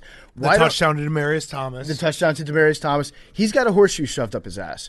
What if you brought him in as a coin toss specialist, where he just called the toss every game? Now that might be a good plan for him. I think that might work. I'd be okay with that. Yeah, that's a skill set. Because you're right. He's a little bit lucky. He's had a nice – and some people will say he earned the luck. You know, you got to work to get the luck. But that might be a good job for him. Okay. But coach – somebody said coach, leadership council, all this other – nobody wants to hear that garbage. Nobody.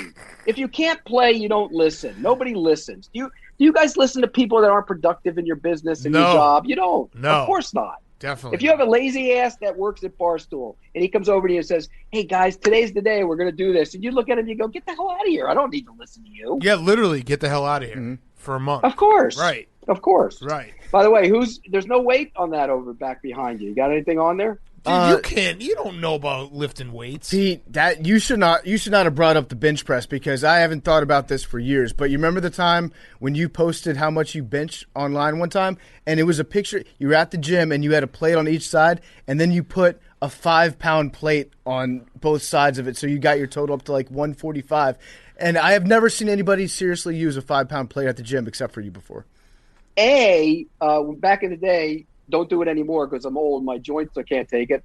I used to do 325, so don't go there. And B, you got short arms. Oh, here he goes. It's always short arms. It's always the tall guy that yells out the short arm. The short arm. Yeah. But you're right, I do. But I don't do that. I don't lift heavy like that anymore either. No way. Okay. It's too bad. It kills your joints. But what about the 5-pound accusation? Okay, if it's 3, okay. Yep. If I want to go up from 3 plates on each side and maybe try a 5-pound on each side, I would do that. I've done that. I don't think it was 3 plates on each side at the time. This was like 5 years ago. And you actually said, you told me I don't lift heavy anymore. Oh, it's a warm-up set. Yeah, It might have been a warm-up. Yeah. I don't lift heavy anymore, but I can still go do 225 5 times. Easy. Easy. Pete, you're reminding me of all sorts of stuff in our past. We still haven't done the push-up contest. No, because you wanted to drink every time we did it. Yeah, that's true. That's a fact. Yeah. I bet you've cut down on your drinking. I have. I've had to. Yeah, I got kidney stones now. You know what else, too? You're old. We get older, man. You can't recover. You can't recover. 30's just a number. I mean, this guy every Saturday 36. donuts. It's like he's got a pot of gold at the end of the rainbow. Yeah, you like that. Right? I don't drink my calories. I eat them. So do I. Yeah. I'm exactly the same way. Yeah. All right, Pete. Always fun to catch up with you. We appreciate it, and we'll talk soon. You've missed me. I do. I miss you. I think you crack me up. You crack me up.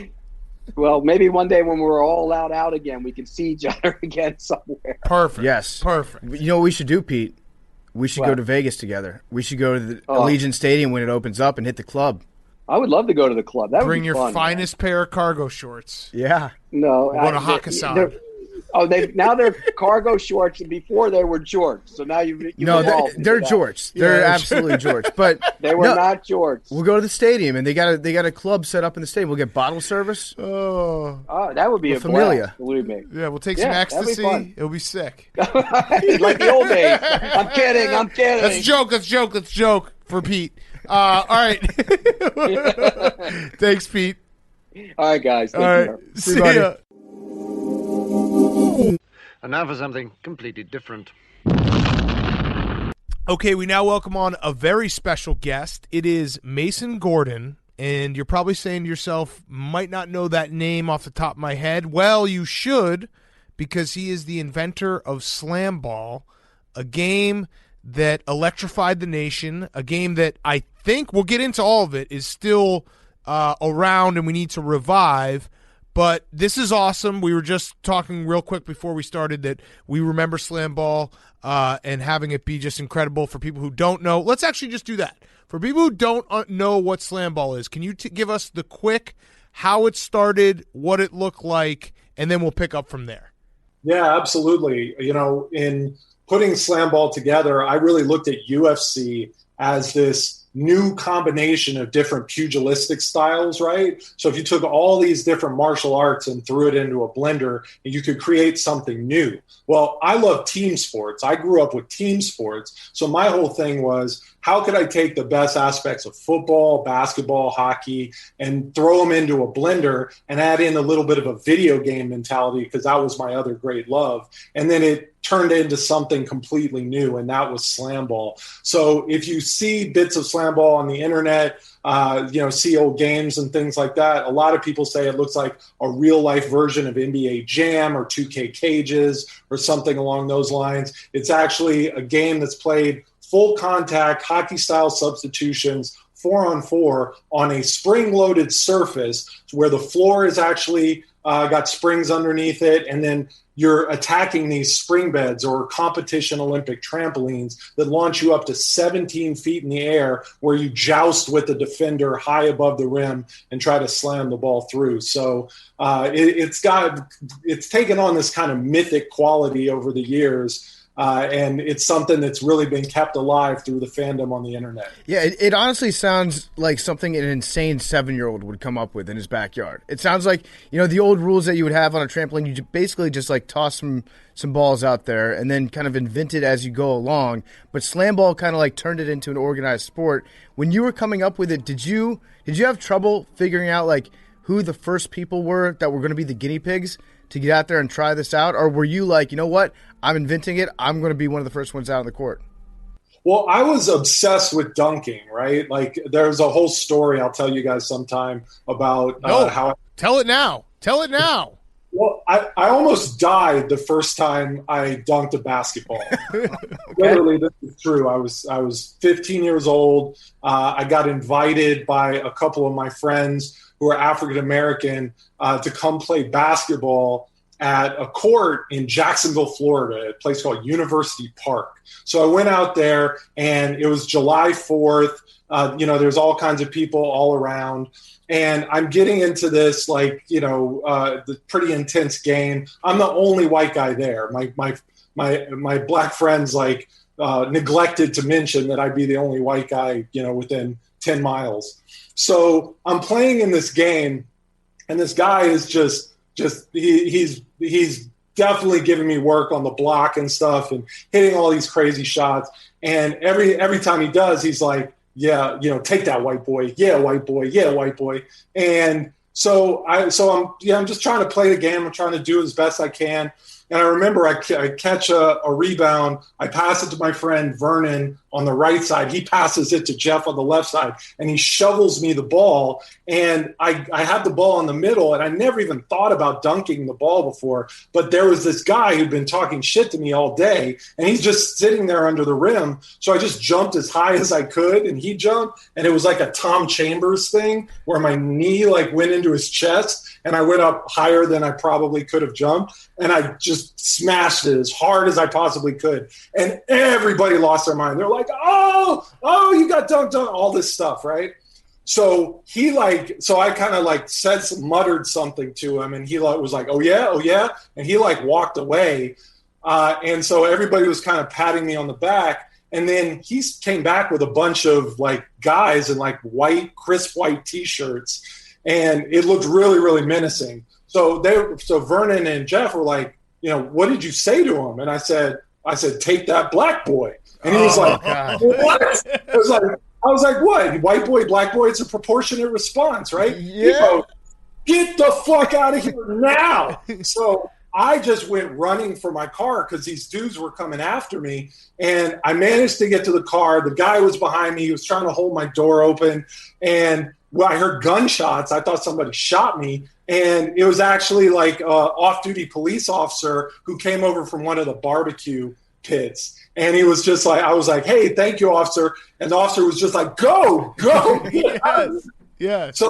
So I spent most of my life just being obsessed with dunking. Dunking had this crazy outsized emotional component for me. So I worked really hard to be able to dunk, and I got to where I could really do it legitimately, and I would just go from court to court to find people who didn't know me, where I could try to sneak in a facial here and there, right?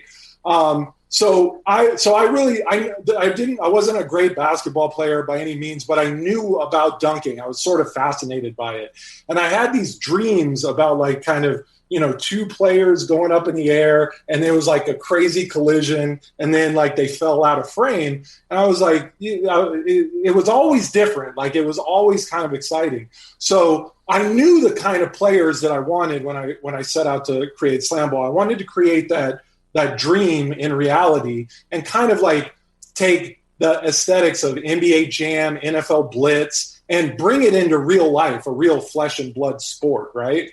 So I think that idea was really kind of exciting. And so I was always looking for that guy. On your favorite basketball team, there's that eighth guy, coming off the bench. It's the most freakish athlete there is. And you're like, why can't he hit a 19-foot jump shot and stay on the court, right? But he's so exciting. He's got so much God-given athletic ability. And my idea was I want to create a league full of those guys that their first thought, second thought, and third thought was to attack the rim and make something exciting happen. And then everything else would be kind of a specialist adjunct to that idea. So that's incredible that it all comes. I understand it comes from dunking, because if you watch 1 second of Slamball, that's where all the action is. It's at the rim, guys flying in the air. So you come up with this idea, and it was crazy how quickly it feels like it went from an idea that you came up with to being actually a league on TV, on Spike TV. Were you surprised how fast that happened, or were you did people just hear your pitch and yeah, this makes sense, this will be fun, let's do it? Yeah, well, I was 26 when I came up with Slamball, right? So I was a maniac. I thought that, anything we tried was going to work, right? So I actually built the first court myself with like spare parts from like gymnastics facilities and stuff like that. So I would go around and I would go to an old gymnastics facility and I'd be like, hey, you've got a new gymnastics floor and an old gymnastics floor. Me and my buddies could come out here and take that old gymnastics floor out of here. I don't know, you could put a pommel horse there or something. And they actually went for it. I was able to get all these spare parts and I was able to put together the first Slamball court with like lumber, discount lumber from Home Depot and the whole 9 yards, right? This was such a bad idea, you guys. Like, I had no engineering background whatsoever. I remember specifically in the first court that we built, the first like practice court, it was like this half court thing. Like I had passed the guy, one of our guys passed the guy a ball, and he actually fell through the floor, and the ball just kind of zipped past him and like hit the wall. So shit like that was going down left, right, and center. But finally, we were able to prove that this thing was like exciting enough that and had enough potential that we could build the first full court, which we did in East LA. And I populated it with the most athletic guys I could find. I was, a hooper that was around town and stuff like that. And I brought in like the guy that was like 6'8" and had a 40-inch vertical and stuff like that, and fell out, of his scholarship for some weird reason. And I was able to cobble together a bunch of guys like that who had super athleticism, and then stacked on top of what the spring beds and the trampolines could do. Wow, you really had something special. And hilariously, in that first court, we kind of took over this gym, that first full court in East LA. We had kind of taken over this gym. So a couple people like came in and they like watched us practice for a couple hours, and we didn't really think about what was going on, but they left and they came back with like 20 friends. So within like 3 or 4 days, we were playing in front of like 1,000 people in East LA, and we invited some television people down, and that's where we got a television deal. Wow. Right there in the warehouse. And we hadn't even figured out the rules yet. Right. Literally, like, I'm just trying to keep my guys from coming back every day and working hard. And it was a little tricky because Slamball at its core is, especially in the United States, is really like basketball and football culture is colliding, right? And can you do that? Could you get basketball players and football players to play on the same court together with like full contact rules? And so we had like just a couple guys that were football players, and they were blowing up the basketball players, right? Mm-hmm. And the basketball players just wanted to fight, and the football players just wanted to keep going. So it was kind of like this weird thing where I was like, wow, I got to find some way to like mix this up. So I basically like put myself into the game, and I pulled the football guys aside, and I was like, listen, this next game, just beat the shit out of me. Like, hit me left everywhere you can, right? Hit me into the glass, hit me into the walls, whatever you can do, right? And so they did it, and the basketball players were like, well, if he can take it, then we can take it. And so you would think they would be nicer to me given that I signed their checks, but no, that wasn't the case. So what were the insurance rates like on that first court? I have to imagine that you probably couldn't find anybody that would be like, yeah, you know what, we'll take care of the liability here. Yeah, it wasn't that much of a problem early on. They were like, oh, yeah, live action video game. That sounds good. I mean, it's like Ninja Warrior and those types of things all kind of live in the same universe. UFC all kind of lives in the same universe. So I think the insurance companies were like, yeah, let's see how it works out. We're willing to give this thing a try. And what's interesting is that you would think watching Slamball that you would have, tremendous injury rates, but we actually don't. Because of the spring floor, a lot of times you don't get hurt when you get hit.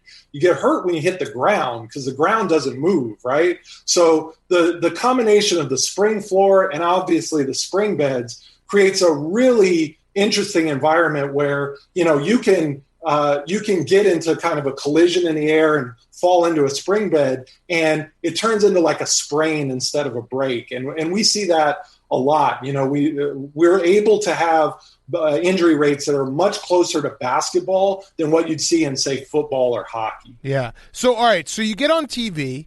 It kind of captures America for a moment there. And then what happens next? Like, where did Slamball maybe not reach that next level, even though it was successful? Because you literally invented a sport in a league out of thin air.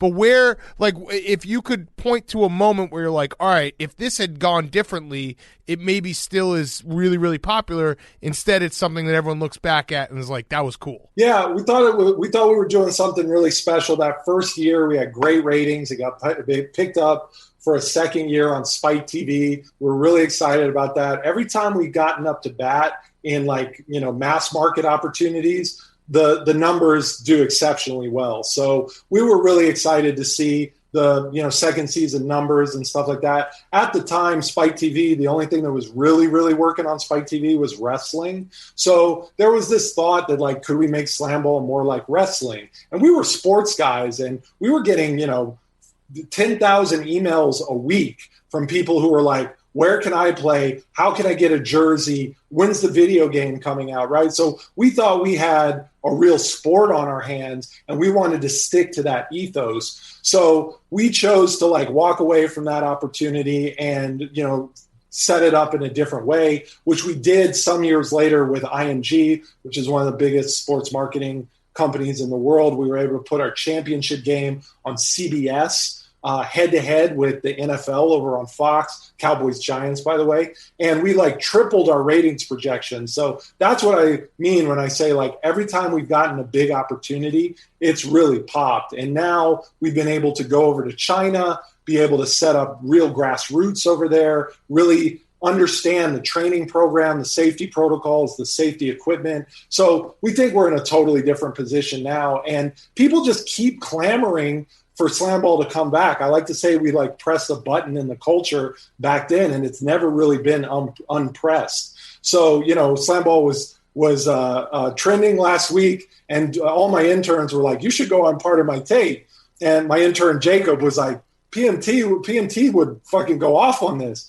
And so I reached out to Hank, and he was like, would you want me to come on and talk about Slamball? And he was like, yes, full stop. Yeah. Total thought up until 10 minutes ago that it was a practical joke. So wait, there are always rumors that pop up, because I've heard people talk about Slamball in the last 6-7 years. Give me a percentage. What percentage do you think that we'll be able to get Slamball on television here in the United States in the next 5 years? Oh, 100%. 100%. Ooh. I can actually break some news right here on TMC. And so I can't say any names, right? I'm contractually barred from saying any names, but there is a legitimate Slamball movie that's in development right now at a major studio with an A-list filmmaker involved and a legit movie star who grew up with Slamball, not unlike you guys, and thinks it's one of the coolest things ever. So that's in the works right now. There's Nick a lot. Cage. What's that? Nicolas Cage. No, not Nick Cage, but no. Rob Schneider. Rob Schneider, no. Okay. One more. Blake Griffin, definitely not. But Martin Scorsese. It is not Martin Scorsese. Fuck, that was my guess. Damn. But it is gonna be great. We're really excited about it. We're pouring a lot into it, and there's a bunch of people that are really serious about bringing Slamball back in a more organized way. If you remember, UFC came out, had a moment, and then had to go away for a while before it was really people demanded that it came back, and it was able to kind of take over the culture. So we think we're in that moment right now. I also think that there's a big resurgence of nostalgia for exactly that time period right now. So 5 years ago we were talking about the 90s. Now everything early 2000s is starting to come back, and I know people my age would absolutely kill to see Slamball again. Well, and also it's weirdly, I mean, it will never compete with true basketball, but it is very funny to think about NBA now. One of the big complaints is everyone just shooting threes all the time, and it's outside the 3-point line or layups. Slamball's just contact at the rim, which you don't get as much. So maybe that's what tapping into that, where it's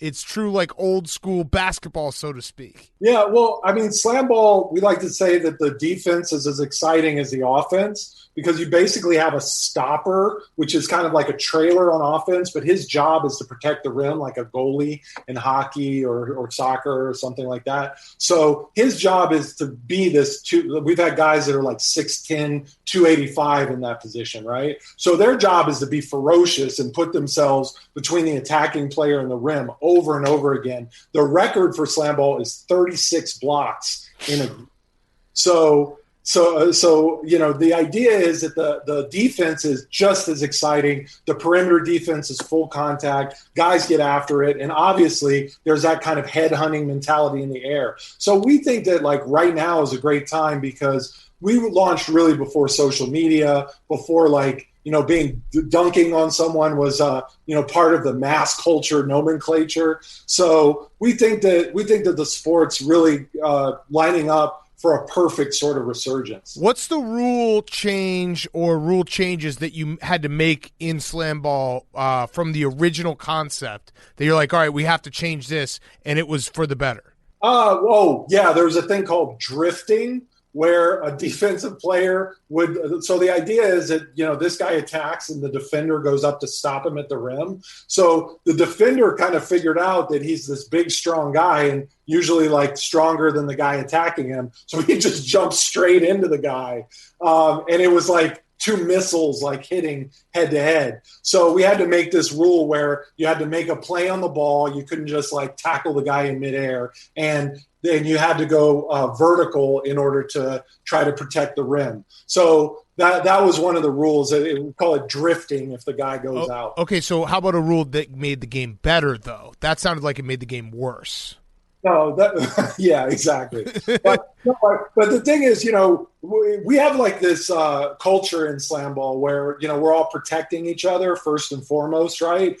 And I love my slam ball guys because they come from football, basketball backgrounds. Most of them played at big programs. They played at basketball at Kansas or football at USC or Clemson or something like that. So guys are bringing real competitive juices to this thing, and they get after it. But we all respect each other. It's kind of like the martial arts thing in MMA, and guys go out there and look to put on the best possible competitive game where they're doing anything and everything to win. But we always want to make sure it's safety first. By the way, I love the quote that you had that the reason why slam ball didn't succeed the first time was it was just too early. That's really when you're genius level. The world wasn't ready for slam ball.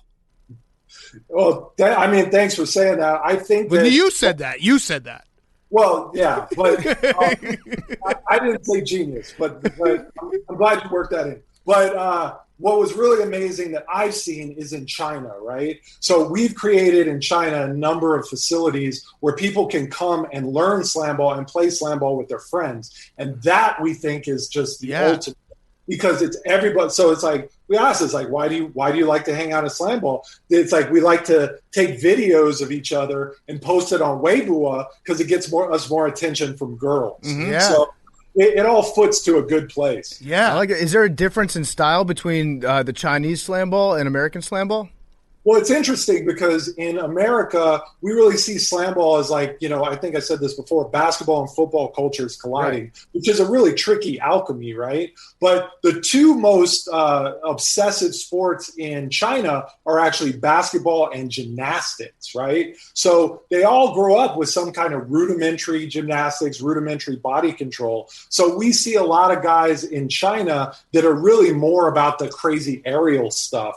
And we had a number of guys. This one guy, Lu Fong in China, was an absolute monster. He was almost the MVP of Series 5, which we held just a few years ago in arenas in China.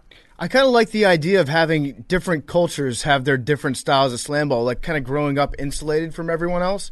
And then maybe you were thinking too small. Maybe instead of professional slam ball league, you just skip right to a World Cup. You get 32 teams in there. That's exactly where we want to go with it. If you look at, other than the goal in soccer, the slam dunk is the sports highlight that crosses every barrier, every social and political and a geographic barrier. So we think, and we know that we know this from our the data that we've received, that there's a global audience for Slamball. There's a global population that wants to participate in it. And we love this idea of doing summer Slamball. Could be as early as next year, guys. Ooh. Summer Slamball 2022, and that would be our U.S. media package, and then we go out to a global schedule after that. I love it. I'm all in on Slamball coming back. Do you need an announcer? Because we have an announcer here with us right now. Jake Marsh will be the voice of Slamball if you'll allow him. Like, he went to Syracuse. He got his Big J degree. He's a great play-by-play man. I'm just saying, like, this is important because you need someone to be the voice of the sport. A big game voice. Yeah, big game voice. So just a thought. Speak it into existence. It's not just a thought. I can send my reel. I'll do tapes. He'll send his reel. He'll do tapes. He doesn't speak Chinese. Jake will learn Chinese. He'll learn Chinese if he has to. There you go. Give him some Chinese, Jake. Give him some Chinese. Ni hao. Ni hao. There we go. Boom. Go Xi Fa Cai. Did you hear that? Did you hear the Chinese? Wow. Yeah. That's good. I lived in China for over a year, and I just barely learned enough Chinese to get around in taxis. So that's impressive. Yeah. Jake is really a jack of all trades. Yeah. He can do it all. So we have full confidence in him. If you were to come up with like your ideal Slamball team based on, well, let's put it this way. What NBA team right now would have the makeup to field the best Slamball team? Oh, well, it's the Miami Heat, right? It's like Bam Adebayo, when he like erased Jason Tatum's shot in the playoffs. Yep. I was like, oh damn, that's Slamball. Right I was there. At that game. Yeah. Well, on the video board behind. And shout out to Jason Tatum who tweeted about Slamball last week. That was freaking awesome. Oh, yes. But yeah, it's like it's like a grimy go get it kind of thing. I think that's a big thing. Is it like, which is why I love you guys' show. It's like you guys are really interested in like the grit and the competitive fire as much as the spotlight and all the stardom that comes with the sports. And that's what I think Slamball really does. It doesn't take itself too seriously. It's super fun. Imagine Slamball being the thing you watch, bridging yourself from the end of the NBA season to the beginning of the NFL season. Yeah, so here's what you need to do. You need to offer, like a Rudy Gobert, you need to offer him an 80-year, like $3 million a year contract to play Slamball, something ridiculous like that to get you on the map. That's what you got to do. You got to offer someone a contract like that. Well, I think that we're actually looking for different athletes than the NBA is, right? The NBA is a very specific kind of athlete at different levels and stuff like that. But we're looking for guys that like have multi-sport backgrounds, right? Like Nate Robinson would be an absolute monster in Slamball because he played football at the college level. He played basketball at the college and pro level, right? And the idea that he could get up in the air and joust with anybody, right? No, you can't. Don't say he could joust with anyone. Jake Paul Still would. praying for him. Fair enough. Yeah. But it's funny, though, because, he took the sports discipline thing a little too far when he stepped into the boxing. Yeah. That's true. I actually think the Nuggets would make a pretty good team. Because you got Jokic, and you know what one like really underrated asset is of anyone on a trampoline is the guy that's your best friend that gives you the super bounce. The double bounce. The double bounce that hits the trampoline right before you hit it. And Jokic is like, 300 pounds. Get him and I guess Jamal Murray. And then Bol I get guarding the rim. bad news for you about Jamal Murray. He's hurt, I know. Yeah, okay. But he'll be back. Yeah. He always does come back. He does. All right, fine. Was it Michael Porter Jr.? Yeah, I think, is his spine up for it? Sure. Okay. Sure. I mean, I think of Jimmy Butler, right? Just being like gritty and physical and all these things, having a ton of skill, but being able to, just put his head down and make a play happen at the rim. It's like those kind of things happen. But there's so many athletes that are professional caliber coming out of NCAA programs every single year that we want to create a platform for those athletes, those hyper athletic, crazy physical guys. You need a face. Maybe Tyler Hansborough. He's probably not doing anything. Psycho T. Yeah, someone who can just bleed all over the place and be like, holy shit, remember that guy? Tough Borland. Yeah, like give us something like that. All right, well, you should actually hire us. We could be GMs. Blank check us to find the best team possible. I mean, I don't see how Slamball and Part of My Take don't grow together, even though you guys are already number one. So I don't know how much higher you could get in the rankings. I mean, Slamball's number one in trampoline sports. In my heart. Yeah. I think we could actually find a decent Slamball team just based on our unemployed friends. Yes. Spencer Hawes. Yes. Well, I guess Danny Woodhead's retired technically. Not but he would be good. He'd be very good at it. Blake Bortles would be sick. Deli would be a great Slamball player, honestly. Yeah, we'll put together. All right, I have one last question, though. It's the Roback question. Put in code PFT on Roback.com for 20% off your first purchase, RHOBACK.com. Code PFT. They make the best performance polos, the only performance polos we wear. And for our guest today, we'd like to gift you a Roback Performance Q-Zip on us. So there you go. The most important question for Slamball to succeed in America. Who is the GOAT? And is there maybe two GOATs that we can debate? Two GOATs in Slamball? Yeah, who's the GOAT? Yeah, well, a lot of people say it's a guy named Stan Fletcher, who actually was, a lot of guys remember from kind of the classic Slamball seasons. He was the guy that was making up plays in midair and tossing the ball to himself and creating these unbelievable self passes and things like that. He actually called it the chaser. Gave it names and stuff. So he really expanded what Slamball, it meant to play Slamball on that level creatively. And then there was another guy who played basketball at Kansas named Jelani Janice, who was absolutely the most dominant guy you ever saw because he was 6'4", 225 pounds, and the fastest guy on the floor. So he was playing basketball and he was the most physical guy. So he was playing basketball and football. So right now, the debate is probably Stan Fletcher or Jelani Janice. Okay. I think I'm a Stan. I think I might be a Jelani Janice guy. Okay, good. Now we can debate it. Now we go. This, now we're good this to go. is how it works, yeah. So, I like the alliteration, Jelani Janice. I'm watching him right now, and he's pretty fucking good. Who was the guy that did the flip, landed on their back, and then bounced off their back and dunked? Do you remember that? Oh, yeah, that was a guy named Chris Robbins. He played football at Clemson, and he was really great because he had this gymnastics-like vibe to him, but he was coming from a football background. So, like, where everybody else was trying to, like, do fancy dribbles and stuff, Chris was just trying to take people's heads off. Dude, I'm watching Jelani Janice's highlight tape right now. Slamball is just objectively awesome. Like, I don't know how you could watch it and not be like, this is sick. Just dunking on people as hard as possible. Oh, man. And wait, dunks are worth 3, right? That was the rule? Dunks are worth 3, and regular shots are worth 1, correct? Which I actually think the NBA is going to have to adopt that, dunks being worth 3 in order to, change the geometry of what's happening in the NBA right now. If first and foremost is you have to stop people from attacking the rim, right? And that now you've got people that are able to, like, make one move, one dribble at the 3-point line, get all the way to the rim with no defense. So I think if they were able to do that, it would collapse some of the defense. It would create for more exciting movements and ultimately, take the NBA to a different place. But they're going to have to change it to a 3 to keep up with Slamball once you overtake them. Maybe. Well, we'll see, right? A very underrated part about Slamball is the full contact on the full court. Like, they're just dudes at half court after they pick up their dribble, and you can just body check them. Mm-hmm. Yeah.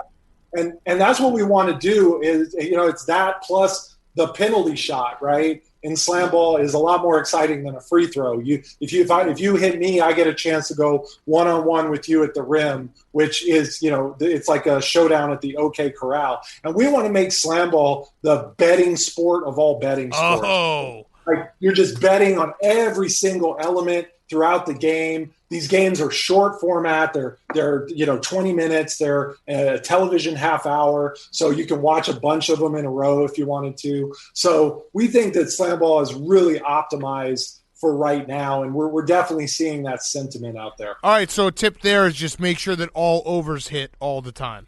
All overs hit. Yeah, I don't know how you could possibly do it, but if all the overs hit. Oh God, I'm watching all these highlights right now. These are sick. I'm watching the Stan Fletcher It's takeover such a game. hilarious fucking sport. Who came up with the names for your teams? Because that's, I think, one part that we could maybe clean up. We could update a little bit. Yeah, Because they were very like early 2000s. Rumble. They were like the Rumble, the Vortex, the Diablos. Yeah, the Rumble, the Mob, the Slashers, the Maulers. Steel. Yeah. But as we bring, the steel was actually the Steelers' colors, and we had to stop doing that. Stop the steal. Yeah, stop the steal. So, I think the idea is that we would really love to be able to get the PMT audience to help, brain fund this thing so that we have the best possible names coming back. I think you'll see a handful of legacy teams because some people know those teams and love those teams. Well, yeah. I mean, you can't, that would be like saying the Yankees don't exist anymore. The Mob or the Redskins. has to keep existing. Yeah. You have to have that out there. I There's think history there. we definitely can brain fund some of those names because we came up with a bunch of names for our lacrosse team a while back. And I actually feel like some of the ones that we came up with that they didn't use might be winners for Slamball. Mm-hmm. Yeah. The Lakes. The Dunks. The Doinks. And it's just everyone's got to be high. That's good. Yeah. Yeah, low key that happens a lot. Yeah, right. Yeah, why not? Why not? The Jakes, and it's just Jake screaming that he's the best one in the building. Alphaing everyone. Yeah. We'll come up with some stuff. We'll toss it around. Yeah. All the teams, we would have to do like a joint merchandising campaign. Yes, I love it. Well, Mason, this has been awesome, man, and we're going to be watching. We're going to be, next time you're in New York, you got to come by. And we gotta try to bring Slamball back. We're in for it. Thank you, guys. I can't tell you how much I appreciate this. And thanks to Hank for making it happen. Absolutely. Can you give us one hint as to who the actor is that's playing the main part of the Slamball movie? I wish I could. The next time I'm on the show, I should be able to tell you. Okay. Ooh, Miles Teller. Nope. Okay. Vince Vaughn. More athletic than both of them. The Rock. Michael B. Jordan. You overshot it with The Rock. Damn. He didn't say anything to Michael B. Jordan. No, it's not Michael B. Jordan. Sly Stallone. Not Ooh, Sly. Steven Seagal. But how amazing would it be to see all Jonah Hill. Ooh. Not Jonah Hill. Fuck. Okay. I think we named every actor. Oh, Kevin from The Office. Brian Denzel Bob Washington. Denzel Washington. All good guesses. All good guesses. Shit. I want to see all these guys play Slamball, but not correct in this case. Okay. All right. Thank you, Mason. Now just tell us we'll cut this part. No, I seriously can't. That was awesome, but I am literally contractually Right. I lose my house. Right. I lose my house. Right. That's why we'll cut it. Yeah. Right. So Clever. So clever. just initials. But the next time I'm on, I will hopefully be able to tell. All right. Does Thursday work for you? As soon as I can break some more news, we'll do it again. All right. If you need any extras in it, let us know. Yes. We'll make that happen. Sweet. We'll make that happen. Yeah. All right. Guys, this was awesome. Thanks you. so much, man. Appreciate it. Good to Be meet you, well. That interview with Mason Gordon was brought to you by our great friends over at Nuts.com. Nuts.com is the best kept secret of savvy snackers across the country. It's an incredible website. You have to check it out. It's a simple and convenient way to have nutritious, delicious, healthy nuts, dried fruit, flowers, grains, and so many other high-quality foods delivered straight to your door.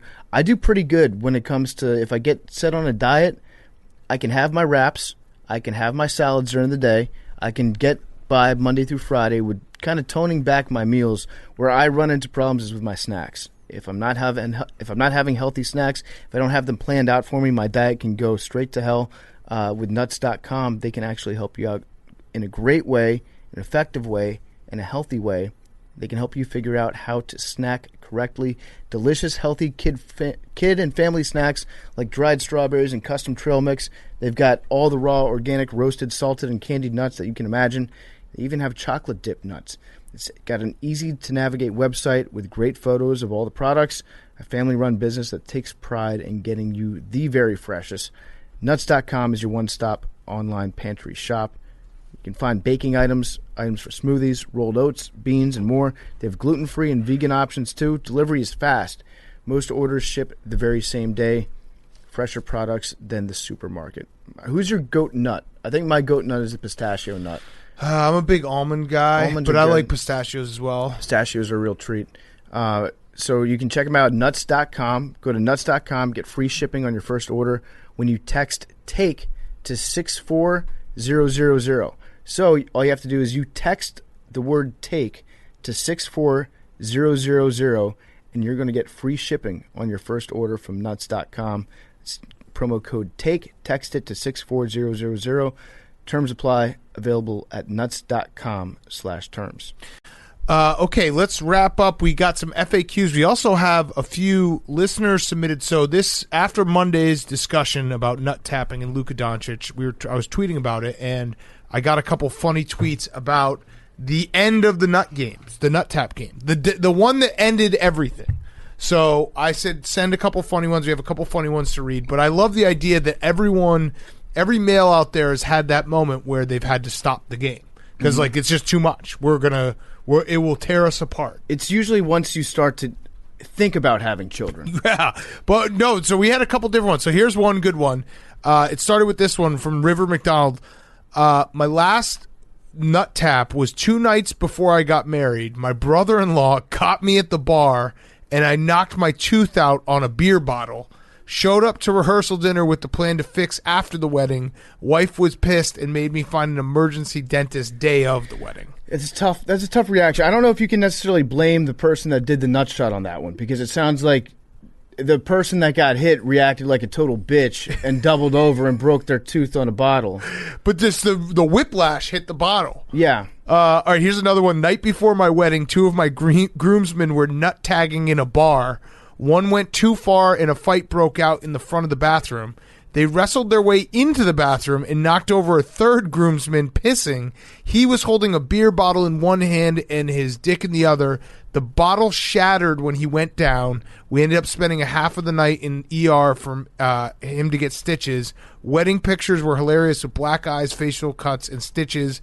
The ex-wife was not happy, but still best friends with the 3 of them. So I like that they tossed an ex-wife. Ex-wife. Yeah. So he ended up, that didn't last, but a hilarious ending to, like, I think that's a fair one to end when you have a full-on brawl in a bathroom before a wedding. Yeah, Matt, whenever it involves somebody that's not the person getting nut tapped or the person doing the nut tapping. I also like how every single person that emailed in or wrote in, they've got, like, different names for it. It's like soda and pop, Jimmy tapping, Coke. Yeah, it's very tapping, regional, I think. Tagging. Here's another one. Let's see. Wait. Oh, I had where is it? Oh, high school baseball, walked over a rake while our team was raking the field before a game. My buddy was behind me and perfectly timed my walk over the wooden handle. Curb stomped the metal part and the entire stick flung up and got me direct hit. Perfect execution on his part. I had to sit out the game, and coach had to ban tappings. If he saw a tap, we'd run till we puked. I love that there's like an authority figure who's like, we have to ban this. And if you're a coach, why not just say you have to wear a cup? You're a baseball player. That's true. It seems like an easy solution to the problem. That's true. Do kids still do cup checks? Yeah, why not, right? They have to. I feel like if you do a nut tap when you're playing baseball with somebody, you can just rebrand it as a cup check. Yep. And you're actually looking out for that guy's safety. I just love, and we'll get to FAQs, but I love the idea that, like, everyone has that moment where they're like, you know what? It's over. Like, we've had our best days. We have to end this. It can't keep going. Although I'm sure maybe what I should have asked is there anyone out there in like their 40s and 50s who's still doing this? Maybe it makes a resurgence after your kids? Okay, so I think what happens is there's a very small percentage of people that enjoy, I don't know if it's a community or if it's the actual physical pain, but a small percentage of people like it because I know you guys have probably seen the clips.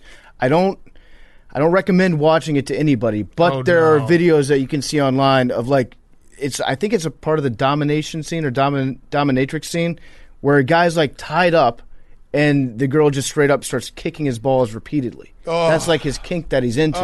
So I feel like those are the last guys that are still into the nut tapping scene. Everybody else kind of like they move out as it becomes, no longer a young fad thing to do. Right. And these guys are lifers. Right. Oh, man.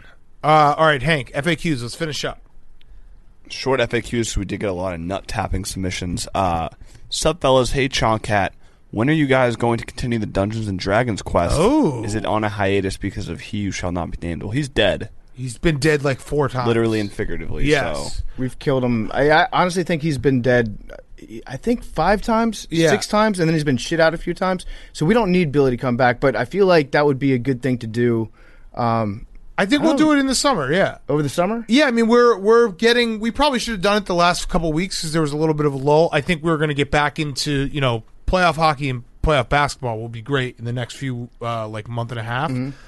But I would say look for July, August. We'll definitely do it, right? I think, yeah. When the only thing we have to talk about is the Olympics, I feel like D&D would be nice to make a comeback there. Yes, absolutely.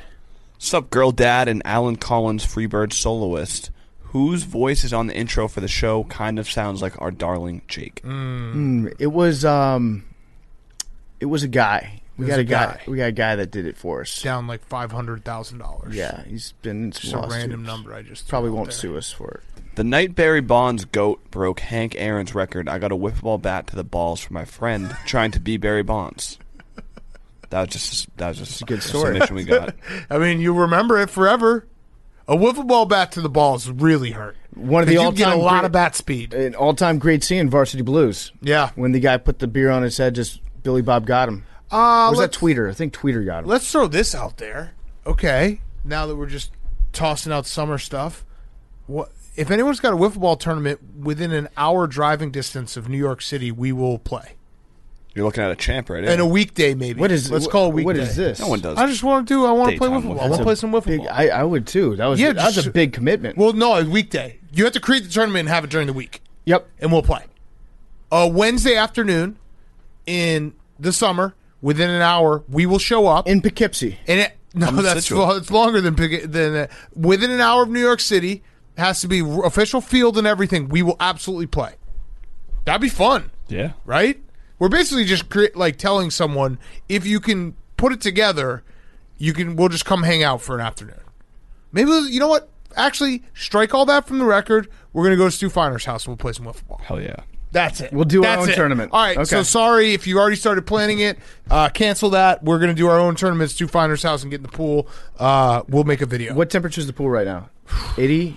81? I don't know. Bubba knows. Let me call him real quick and let's see how fast he answers, and then I need to know the exact temperature. How quickly I can get him off.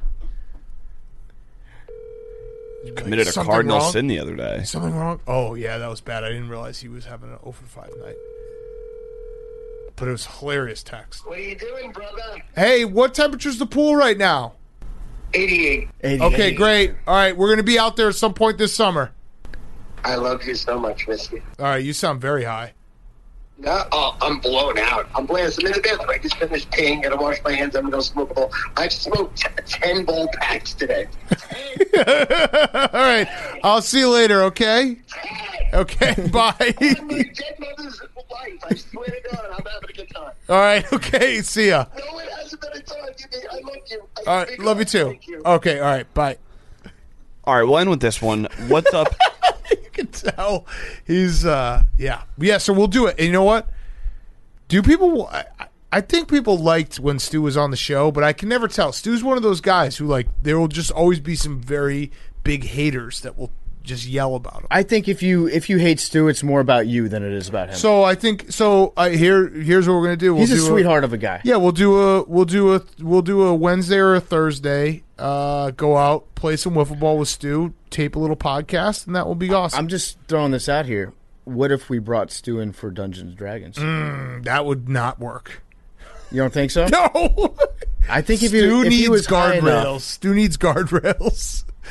Maybe we'll ask Tim Woods if he wants to come to Stu's house. I actually think it would be a nice something different if Tim Woods had to play wiffle ball with us first. Yeah. Okay. And watching Tim try to rein in Stu. Yeah. Okay. Awesome. All right. Yeah. I mean, if we can get this done, I absolutely sometime mid July, early August. All right. Right after the bike ride. All right. What's up, Handsome Hank, PF Titty, Grande Cat, Bum Billy, who shall not be named, and Jacob?